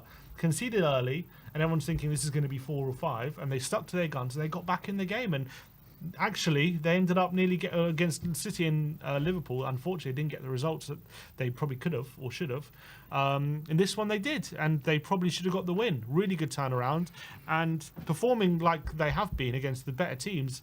I mean, should give them some encouragement, but at the end of the day, they're only on 5 points. After 13 games, they're still 4 points away from 17th. So look, 4 points can be caught up, no doubt about it. You know what it reminds me of a bit, though, like Luton a bit last season, how they could give anyone a game where they looked quite good and quite attacking and free-flowing at times. Well, not free-flowing, but they looked like they can compete with anyone, but they ultimately lack the quality to get points in games. Yeah, and that's maybe the case at the moment, but you've got to give them credit because, would have been in terms of the circumstances they found themselves in these games, going down early against Brighton, City and Liverpool. A lot of teams in their position would have folded and been battered, and they stuck to their game, and they could have easily gotten results in all of them. They did get a result here, so fair play to them. They are a refreshing team to watch. They're a refreshing team to watch. Yeah, good. And a point away at Brighton is not to be sniffed. That's a very good result for them. Brighton, on the other hand, will be very frustrated because they would be second, I think, in the league if they would have won that game. Yeah. So it must be very frustrating they didn't win. I mean, Brighton should have put the game to bed in the opening half an hour. That's the reality.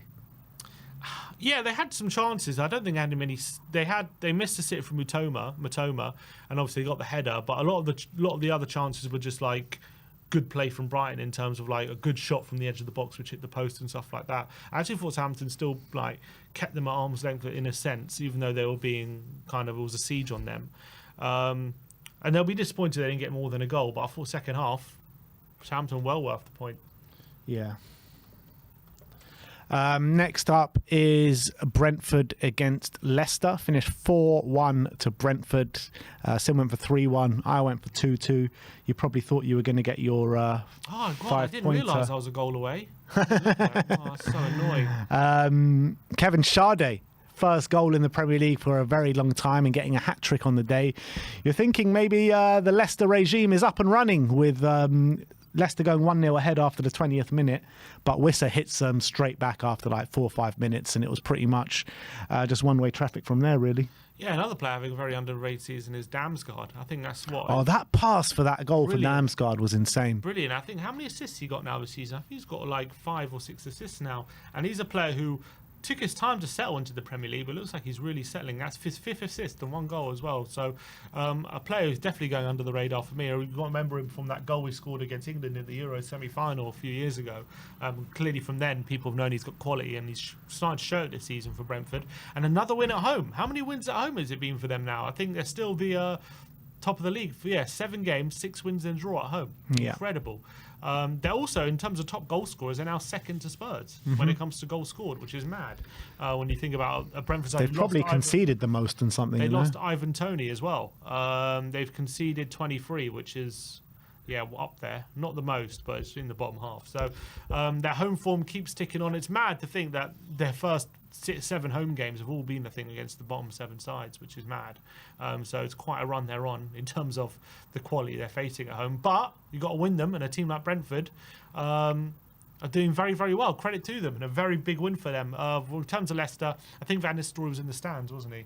So wasn't in charge for this game. So he'll know what a big job he's got on his hands. Obviously, they're right now in a massive. They're only 1 point clear of the relegation zone. A few weeks ago, they had a couple of wins and they were like 3 points clear, and you thought maybe they'll be all right, but clearly they're right in the thick of a dogfight. 4 out of 5 losses as well. So Van Nistelrooy's got a very big job. And what a season Wissa's having as well, man. 8 goals. He's having an unbelievable season. Says, I think when I was watching the game, the commentator said he's 2 goals behind Ivan Toney at Brentford now. Really? Wow. How mad is that? That is crazy. And they just seem to just get on with things, don't they? Brentford, whoever they lose or whatever, they just get on with it. And they haven't looked back since Ivan Toney left, which is fair play. They've just made up for it. But yeah, fair play to Sade. Really nice hat-trick as well if you watched it on the left-hand side. Good pace, good finishing ability. And he was one where it was really unfortunate because I remember when he broke into the Brentford side, I think it was 2 years ago now, he scored a banging goal in his debut, from 25 yards, very similar to that Kane goal against Arsenal, far corner. Yeah. And then he got a bad injury, he got an ACL, and he's been out for a while. And it's taken him a while, but maybe there's signs of him getting back to his best now. So credit to him. Next up is Nottingham Forest against Ipswich. Forest back to winning ways in a 1-0 win. Both of us went for 1-1. And you know what? I think Ipswich were pretty poor in this game, to be honest. I was expecting more from them.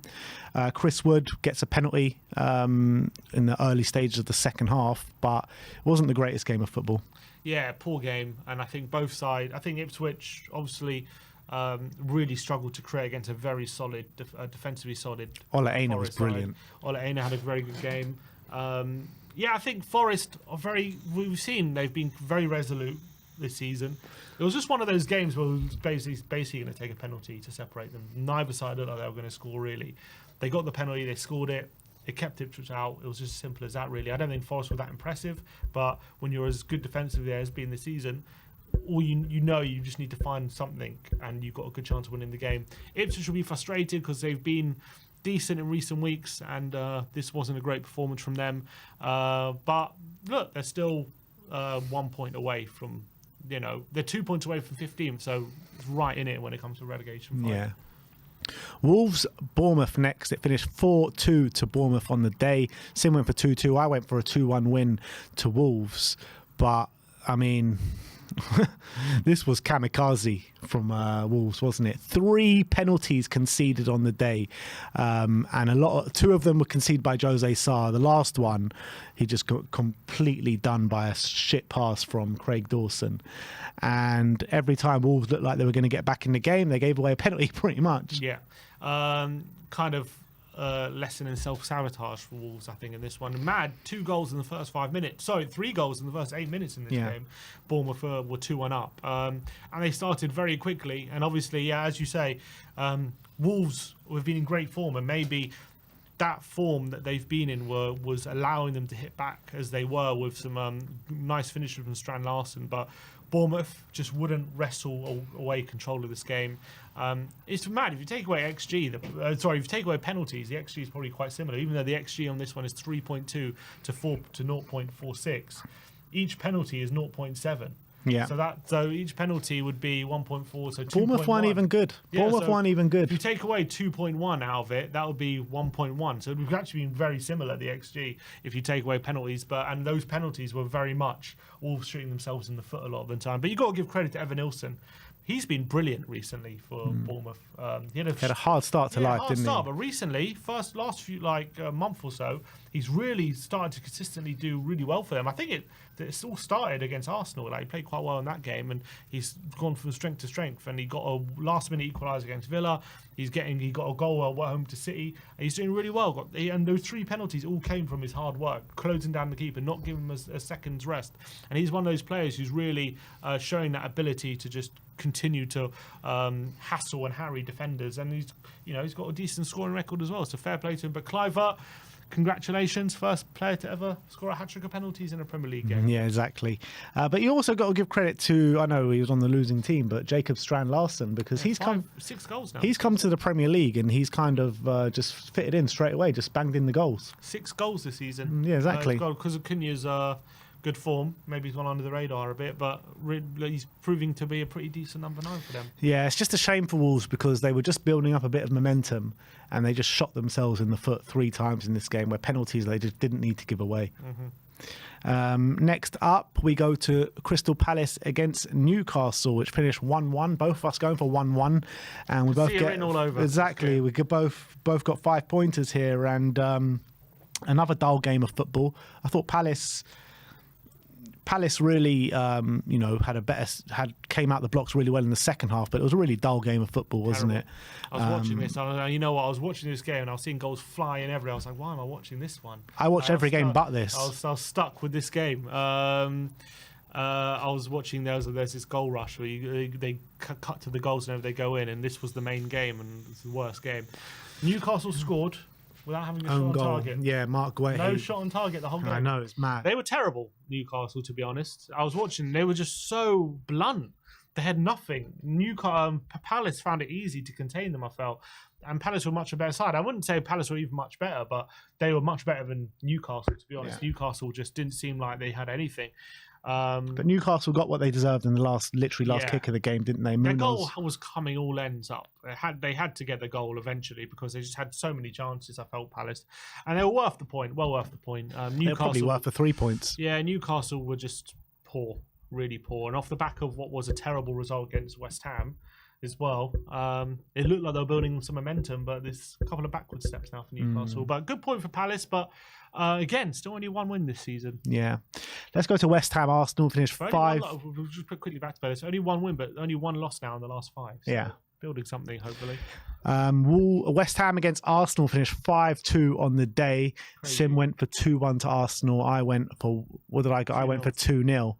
And Arsenal now have scored 11 goals at West Ham in their last 2 games, which is madness, absolute madness. But Arsenal in the opening, half an hour, they just completely blitzed West Ham. West Ham had no answer to what West Ham had. And, West Ham get those 2 goals back. And you're thinking, wow, West Ham actually making a game of this. But then, they gave away 2 penalties in the first half, West Ham. And after half an hour, the game was pretty much done. And the second half was pretty much a non-event. Yeah, what I'd say about this game is Arsenal blew them away in that first 36 minutes. Great football. Saka was causing all sorts of havoc. They just didn't know what to do, West Ham. They were getting... Odegaard was opening them up. That was a beautiful goal, the second goal. The way Odegaard plays it through to Saka and lays off for Trossard for an open goal. Havertz was on the end of a brilliant through ball from Trossard. But... in those last 5 minutes, Arsenal did switch off, and Wan-Bissaka gets in behind and gets a goal. Brilliant free kick from Emerson. I thought Wan-Bissaka was actually really good throughout. Yeah, and if that goes 4-2 in at half time, I think you might have seen a different second half. I think all of a sudden, the only team in the Premier League history to have given up a 4-goal lead is Arsenal, isn't it? Against Newcastle all those years ago. Czech Tiote. So, there were shades of something crazy happening, and then that penalty I think it was the last kick of the half. It was. What did you think of that penalty? I think it wasn't a penalty. I think they got lucky there, Arsenal, with that moment. I think the players rush over to the referee, and I've watched it so many times. So, I mean, there's brushes him, doesn't he? Barely any contact. He does go off at half time though. Gabriel, no, he went off because of an injury. He had an injury, not because of that. Not because I thought it might have been a concussion thing. Was it not? He said. It was, he's been struggling with an injury, hasn't he, Gabriel? And he said it was related to that. He said that, but I thought he might have just said that to cover up, because if he says it's a concussion, that means he can't play in the next game. I mean, that's one hell of a conspiracy, but I don't know. I mean, maybe. But Arteta's got previous of all this kind of stuff. I mean, there's no basis for that, but maybe that's the case. I can't see how he would have got concussion from that. Sorry, I don't see how he would have concussion from being brushed in the face. Unless he fell awkwardly from it. Maybe that. But I think he really sold it. I mean, I was looking at him. He didn't seem hurt at all. He seemed like he was putting it on to get the penalty. He got a penalty. They got the 5th goal. The dark arts. And it was a non-event in the second half. No, it was once that 3rd goal happened. I think West Ham lost all hope at that point. They were going to make a comeback. And look, got to give credit to Arsenal. 3-0 against Forest, really impressive. 5-1 away at Sporting. 5-2 away at West Ham. So they're really starting to turn the corner now. Yeah, they're back at it. They're really back at it. Yeah, lots of goals. Scoring. They're playing beautiful football again, which we haven't seen this season for a lot of the season. So yeah, good stuff. But they're coming into form at the right time for them. Really, the right time. The busy period. Games coming thick and fast. They've got to hope Liverpool start dropping points. Yeah, they're not at the moment. True. Chelsea against Villa up next. 3-0 to Chelsea. Sim went for 1-1. I went for 2-1. So I gain a point for this one. What is going on with Aston Villa at the moment? They just cannot buy a win at the moment. It all started off at Spurs, I think, when they lost 4-1 to Spurs. They haven't won a game since. Very big cause for concern for Unai Emery, because it doesn't look like they have major injuries or anything like that. They're just failing to impact and impose themselves on games. I mean, Cole Palmer, another brilliant performance, another brilliant goal. What a goal that was from Cole Palmer. But Chelsea, I thought, were probably good value for the win. Yeah, good win, 3-0. Resounding win in the end. Jackson gives them an early lead with a good finish after, I think it was Kamara got robbed in the middle of the park. They got the second goal. Who scored the second goal? I can't remember off the top of my head. I know Palmer. Oh, Enzo. That was also a nice goal. Palmer plays it into him. He just takes one touch and kind of half volleys it into the corner. Enzo's kind of coming into it a little bit. He was captain on the day, I think, yesterday. 7 goal contributions in his last 4 games. Unbelievable. I don't know if that's including Conference League, but just in the Premier League, I think he's got 2 goals and an assist in his last 2 games. Well, he got a goal and assist in the last game, didn't he, at Leicester? And a goal and assist this one, or just a goal? Just a goal, I think. This one, so. Maybe he's starting to, have some form, because he just hasn't done it since he's come to Chelsea. But he's, been in good form lately. It shocked me that he was the captain. They played kind of Caicedo in this hybrid right back centre mid slot, and interesting kind of flexibility there from Maresca. I would say Villa, the scoreline maybe flatters Chelsea a bit, because I did think Villa had a few chances, and Watkins had a couple of one-on-ones, which he didn't make the most of. If he gets one of those, it could have been a different game. So fair play to Sanchez. Last season, though, Watkins is putting those away. Yeah. So at the moment, he had a poor start, didn't he? And then he got some goals, and you think he's back. And then last few games, when's the last time he scored? And it feels like it's been a while now for Watkins. The last time he scored, he hasn't scored. Okay, a couple of games ago, to be fair. But he's only a penalty, goal. No, he scored. No, it was against Palace. But that was 1 goal in his last. Well, last goal. It's been 1 goal since mid-October. So it's not. He's not been great. But you got to give credit to Chelsea, because Chelsea were a mess in the summer. I know they had a bit of a late flurry at the back end of last season with Pochettino, but they sacked Pochettino. Everyone's laughing from outside, saying they got 1 million players. How are they going to do this? There's no cohesion there. There's no nothing. Enzo Maresca has come in. He's made it a bit of a family feel. He's got like 1 squad for the Conference League, 1 squad for the Premier League.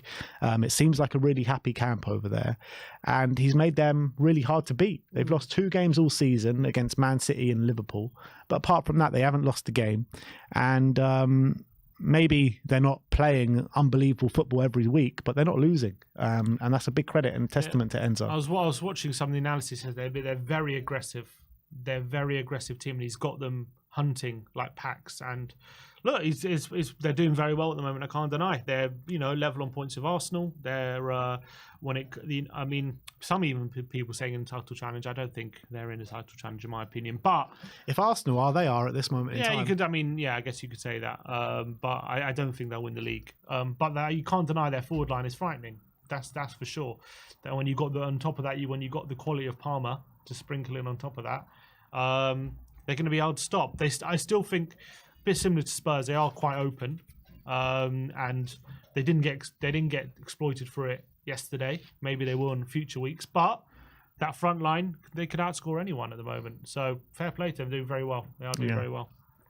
Next up is Manchester United 4, Everton 0. Both of us going for 1-0 wins to Man United, so a point on the board for each of us. Marcus Rashford with his standard new manager bounce and Marcus Rashford bounce. Joshua Zirkzee as well had a really good game, scoring 2 goals as well. And the Ruben Amorim era is up and running. I was watching some of the highlights. I was obviously watching at Spurs at this point, but I was seeing some of the highlights of this game. I think 4-0 probably flattened them a bit, just because Everton seemed to be just giving them goals at some point. They were just like, I mean, I think the last man got tackled twice for 2 of their goals, and the first goal they scored was a deflection.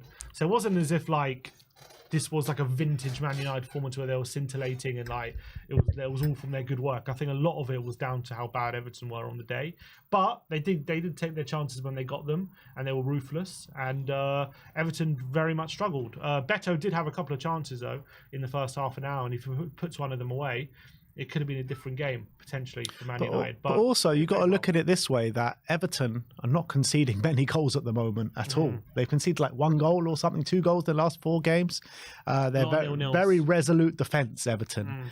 Not many teams, I know we battered them earlier in the season, but not many teams are going and battering Everton. So I think to score 4 goals against them is fairly impressive.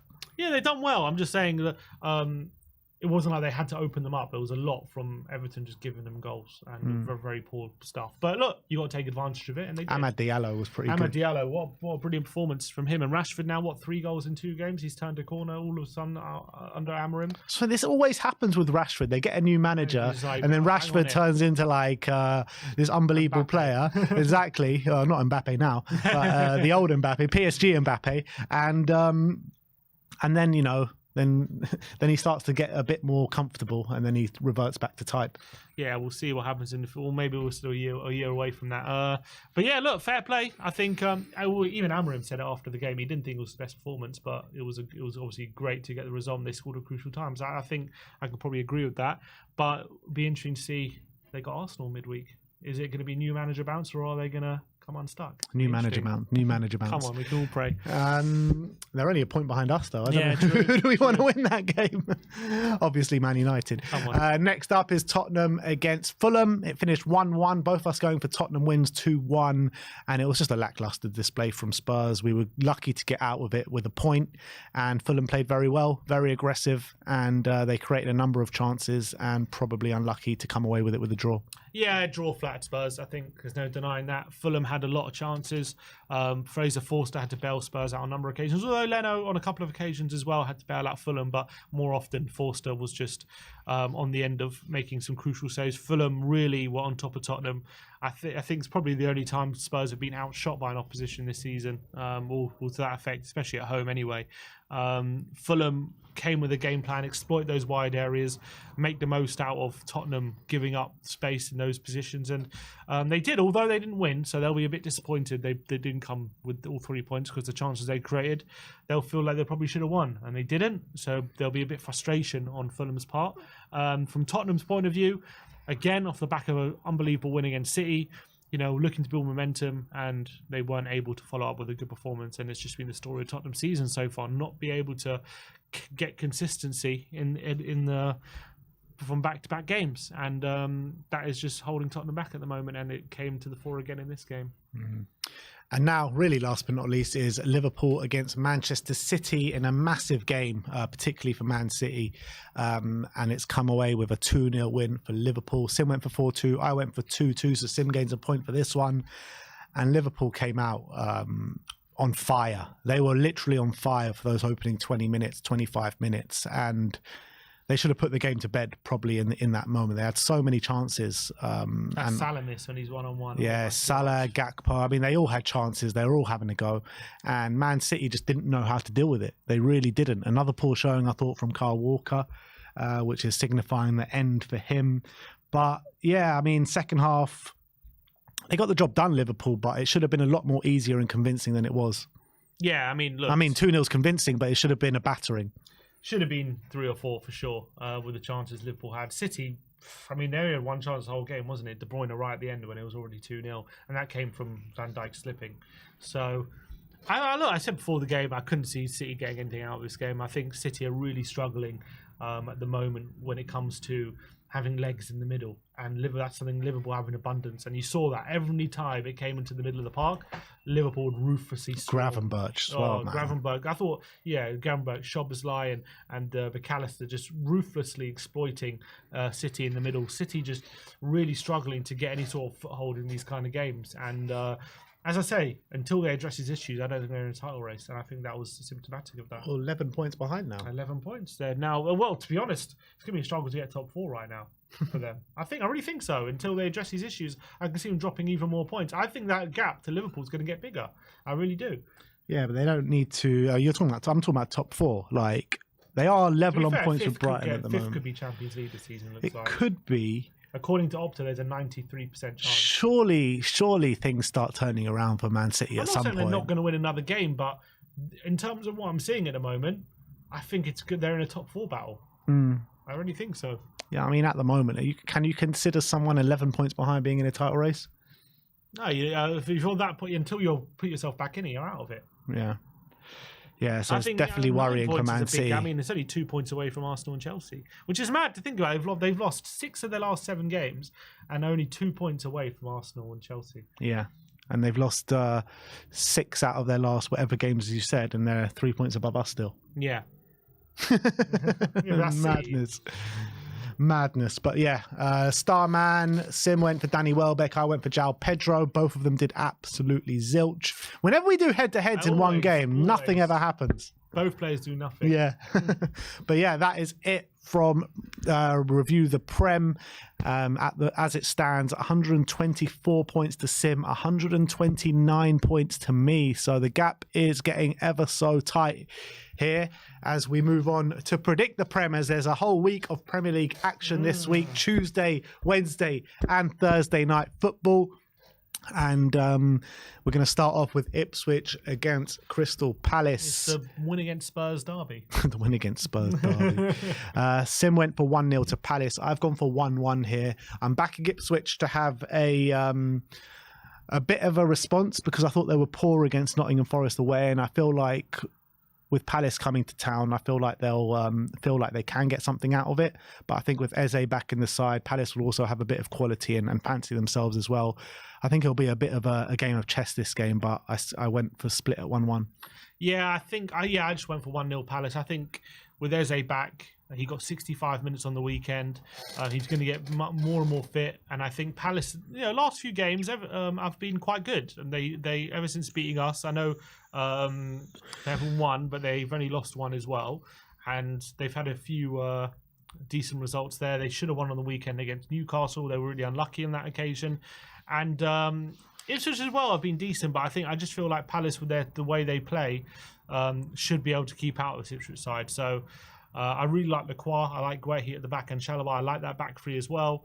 So I have gone for a clean sheet for Palace and a 1-0 win.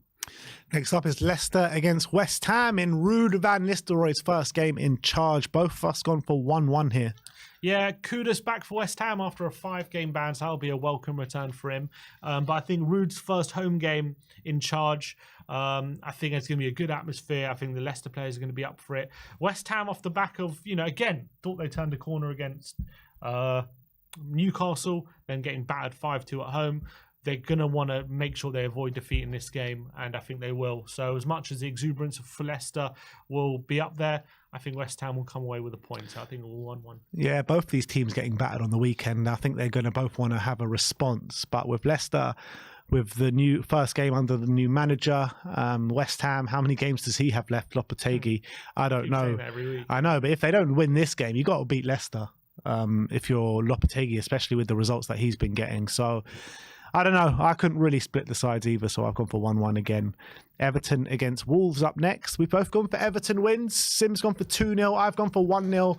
I'm going to go for a really dogged Everton display. They haven't been conceding many goals lately, but they did get battered 4-0 at Old Trafford in the last game. But I think it'll be back to basics at Goodison Park. They are usually a tough nut to crack at Goodison.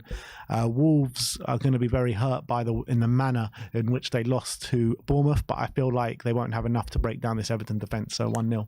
Yeah, I went for 2-0. I think Everton have to win this game because I've looked at their fixtures coming up and they pretty much play the whole top half after this game. So and a lot of the ones are away from home as well. I struggle to see where their next win is coming from. So I think even with this win, they could easily find themselves in the relegation zone very soon. If they don't win this game, they'll be in the relegation zone. They might be in the relegation zone for a large part of the season up until like February if they don't win this game. So massive. And I think Deitch will realise the importance of this game. He'll get his team up for it.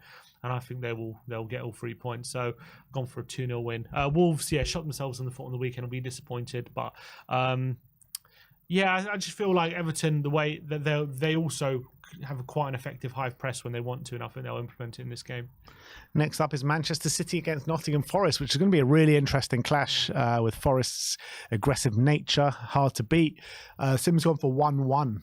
Yeah, 1-1. Forest, I think they've got such great legs in midfield. I've got Elliot Anderson, Morgan Gibbs-White. They can run a hell of a lot in the middle, and I can really see again City struggling with that. And I can see with Hudson-Odoi got really good pace on the wings. I don't think there's going to be time after time, but I think they'll pick their moments, Forest, and they're very defensively resolute. They went to Anfield and got a clean sheet.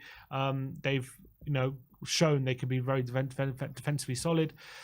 City at the moment just don't look right. They are really struggling to impact games in the proper way. I know if you look at all their games they've lost, to be fair, they've all been very good, all been good teams. Bournemouth, Brighton, Spurs, Liverpool, Sporting. They're not like duds. Maybe they're all better than Forest, but Forest themselves are up in 6th and they're doing quite well, and they're hard to score against. And City are just really struggling to create chances at the moment. So I've gone for a very frustrating 1-1 draw for City here. Yeah, I think City will get frustrated in this game, but I think, like I say this every week, but I think quality will shine through. The quality that they have in that team, I know they're not playing well at the moment, but surely at some point it's got to turn for them. And I envisage it's going to be a frustrating day for City, but they will just about get over the line, whether it be from set pieces or some magic from Foden or Haaland or De Bruyne. Only Haaland has scored this season in the team that played on the weekend. Yeah, I know, it's mad. Absolutely mad. And they dropped Ederson and they dropped Gvardiol. I mean, I think if I was going to look at someone to drop, I probably would have dropped Kyle Walker, to be honest. I don't know how Kyle Walker survived that. I know Gvardiol has been pretty poor the last couple of games, but maybe it's to kick up the backside that some of these players need, and they got to get back to winning ways at some point, and I feel it's going to happen this midweek. Next up is Newcastle against Liverpool. Sim's gone for 1-1. I've gone for 2-1 to Liverpool. I just feel Liverpool running on a bit of momentum at the moment. It's a very tough game to go away at Newcastle, but Liverpool have got an unbelievable record there, and I feel like they will beat Newcastle, who are just not playing well at the moment. I know when the big teams come to town, to St James's Park, they usually do raise their level. They drew with Man City before the rot started. They beat Arsenal as well, but I feel like Liverpool, with the momentum, with the way they're playing at the moment, I think they'll just about do enough to win the game. Yeah, St James's Park is such a difficult place to go, and I think Liverpool might come unstuck here. They're riding a wave. Let's be honest, they're taking on all comers, and brilliant win on the weekend, beating Madrid before that. They've also, in the last few games, they've beaten Leverkusen as well. They've been to the San Siro and won. So it's not that they can't go to tough places and win, but I think in a midweek game where they've just had a really taxing week against Madrid and City, it might take its toll in this one. And I think Newcastle might be up for it. Gordon, obviously, a lot of talk about him to Liverpool. He might be up for it. Isaac as well has been a bit off the boil last couple games. So I think Newcastle will just nick a draw here. So I'm going for 1-1. Next one's a really interesting game. Southampton against Chelsea at St Mary's. Sim has gone for 2-1 to Chelsea here. I think Southampton have been playing really well against bigger teams, to be honest. And I see Chelsea, again, having played really well on Sunday. They haven't been used to, playing 2 games a week with the same team. So will he play the Europa League team here? Will he play the first team? I'm assuming he'll probably play the first team. And, will they be able to be as aggressive as they were on Sunday? We'll have to wait and see. But Southampton have shown against Liverpool, against City, and against Brighton on the weekend, they can give a match for a lot of good teams. And I think they'll give Chelsea a good game here. But I do think Chelsea will just come on will just get over the line. So I went for a 2-1. Yeah, you can say that about Chelsea. You don't know if they'll be able to be and play the game that they did on the weekend, but can say the same about Southampton, can't you? Because they're not used to playing 2 games in a week either. I think it's going to be a really open game of football. I think Southampton are going to have a good game. I think Chelsea are going to have too much quality for Southampton to handle. So I've gone for a lot of goals at either end, but Chelsea to get over the line with a 3-2 win. Arsenal against Manchester United up next, which is going to be another really interesting battle. Sim's gone for 3-2 to Arsenal. I've gone for 2-2 in this game. I feel like a bit of a manager bounce with Ruben Amorim on the back of a 4-0 win. And Man United, whatever you want to say about them, they have actually been quite hard to beat over. I think one loss since they lost to Spurs. They've only lost 1 game, and that game against Spurs was in October, early stages of October as well. So whatever you want to say about them, they are hard to beat. Arsenal, on the other hand, are obviously finding their groove at the moment, but Arsenal do have a few frailties at the back. They're not keeping too many clean sheets at the moment. I know they kept one against Nottingham Forest, but I think that was their first one in a while. And they conceded 2 to West Ham on the weekend. So I'm going to go for a 2-2 draw here. Yeah, it's going to be a very interesting game. Obviously, Arsenal won't know we're going to have to figure out how to play against this 5 at the back system that United have, but also Diallo, wing back, and Rashford up front. And they had a few different ways of playing. So I think I can see Man United causing Arsenal problems here defensively. But Arsenal are just scoring lots of goals at the moment, 13 goals in the last 3 games. And Man United, I know they play 3 at the back, but I just can't see Arsenal not getting joy, especially down that left-hand side potentially. If Diallo's going to play wing-back, maybe whoever plays on the left can get a bit of space. Saka's in brilliant form. Odegaard, can they keep him quiet? I just think Arsenal have too much for them at home as well. So gone for a 3-2 win to Arsenal. Yeah, and Rashford always seems to score and turn up against Arsenal, doesn't he? He does, yeah. True. Villa against Brentford next. Both us gone for 2-1 wins to Villa. Yeah. Although Brentford are playing quite well at the moment, but I just think Villa at home, they need this result. No wins in 8 for them. They're really struggling for form at the moment, and they are coming against a Brentford team who have been really poor away from home as much as they've been good at home. So there should be a good time to get your first win, probably since October for Villa. And they need this. If they don't win this game, I mean, Emery's, a lot of questions will be starting to be asked of him if they don't win this game, I think. Not to say he's on the brink of a sack, because they're still going well in Champions League, and they're still there and thereabouts in the league, but 9 games without a win it will be. So I mean, people start to get on his back. Yeah, I feel like Villa will just about get over the line. I don't think it's going to be a great game of football. However, every game that Brentford are involved in at the moment seems to be a great game of football. But they're a much different outfit away from home as they are at home. They're not picking up too many points on the road. And I feel like it's going to carry on this weekend at Villa Park, and Villa to get back to winning ways. So 2-1. Fulham against Brighton next, which again is a very interesting matchup. Both of us gone for 2-2.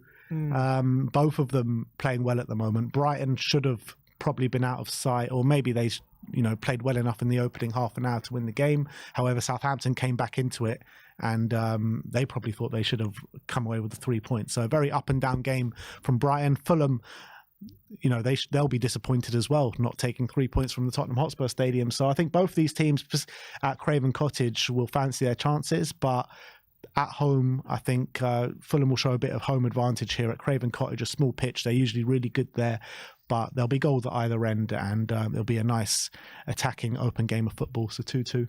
Yeah, I think that as well. And I think obviously Brighton have such talent in the forward line, and they can swap out a few players without dropping the quality too much in that forward line at the moment with the level of players they got. So I can see them playing some great football. And Fulham, on the other hand, got a great point at Spurs. They always turn up in these kind of games, and I think Robinson and Tete, such great fullbacks they got, or could exploit that space that Brighton leave behind them. And Jimenez is in great form, Smith Rowe as well. So I think I agree. Going to be an entertaining game, and I've won for a 2-2 draw. And last but not least, Bournemouth against Tottenham at the Vitality. Sim has gone for 2-2 here. Yeah, I think it's going to be an interesting game. Bournemouth, great home form. Beat City and beat Arsenal at home in a very intense games, and games where they they are so direct, Bournemouth. They get in your face. They're very, very aggressive in terms of how they press and how they get on you. Spurs looked very leggy on against Fulham, but last away game they did beat Man City. Hopefully they'll have a couple. Solanke will be back and have a couple players back. It's going to be a really difficult game for Spurs, and I think also it'll be a difficult game for Bournemouth as well. They're going to keep up their intensity after playing what was a really good away win away at Wolves. And I see both teams going kind of toing and froing. Both teams like to be aggressive. Both teams like to be direct, and so I went for a 2-2 draw here. Yeah, I've gone for a 2-1 Bournemouth win, unfortunately, and I feel like with the aggressive nature that you talk about with Bournemouth, I'm not sure if Spurs are going to be able to handle it, with Spurs looking really leggy at the moment and could do with a bit of a break, but there is no break to become because there is games coming thick and fast, and there will be a few Spurs players returning with the likes of Coutinho and Dom Solanke, who knows those parts very well. But I feel like Bournemouth at home, they've got some major wins there so far this season, and I feel like another one is coming. So unfortunately, I've gone for 2-1 to Bournemouth. Let's move over to the start men. Sim's gone for Dwight McNeil. Yeah, Everton need this, and he's been their chief creator. He's been probably their best player this season, and if anyone's going to step up for them, I think it's going to be him. So, Dwight McNeil. And I have gone for Nick Jackson of Chelsea away to Southampton. He's been brilliant this season. He's been getting the goals of regularity, and I feel some more are coming this week at St Mary's. So, yeah, that's Dwight McNeil. And that's Nick Jackson. The gap is 124 to 129. So are we going to see Sim leapfrog me and go into number one for the first time this season? Or am I going to extend the gap this weekend? Let me know in the comments section below. But that is it. 2.5 hours on the dot, people. We'll see you all very soon. Tomorrow is, I was about to say preview day, but it's not. We got Wednesday preview day. So we'll see you tomorrow with probably a panel show. But thank you everyone for those of you who've stuck till the very end. And thank you everyone that has watched in general. But we'll see you all very soon. Like, subscribe and comment. And as always, come on you Spurs.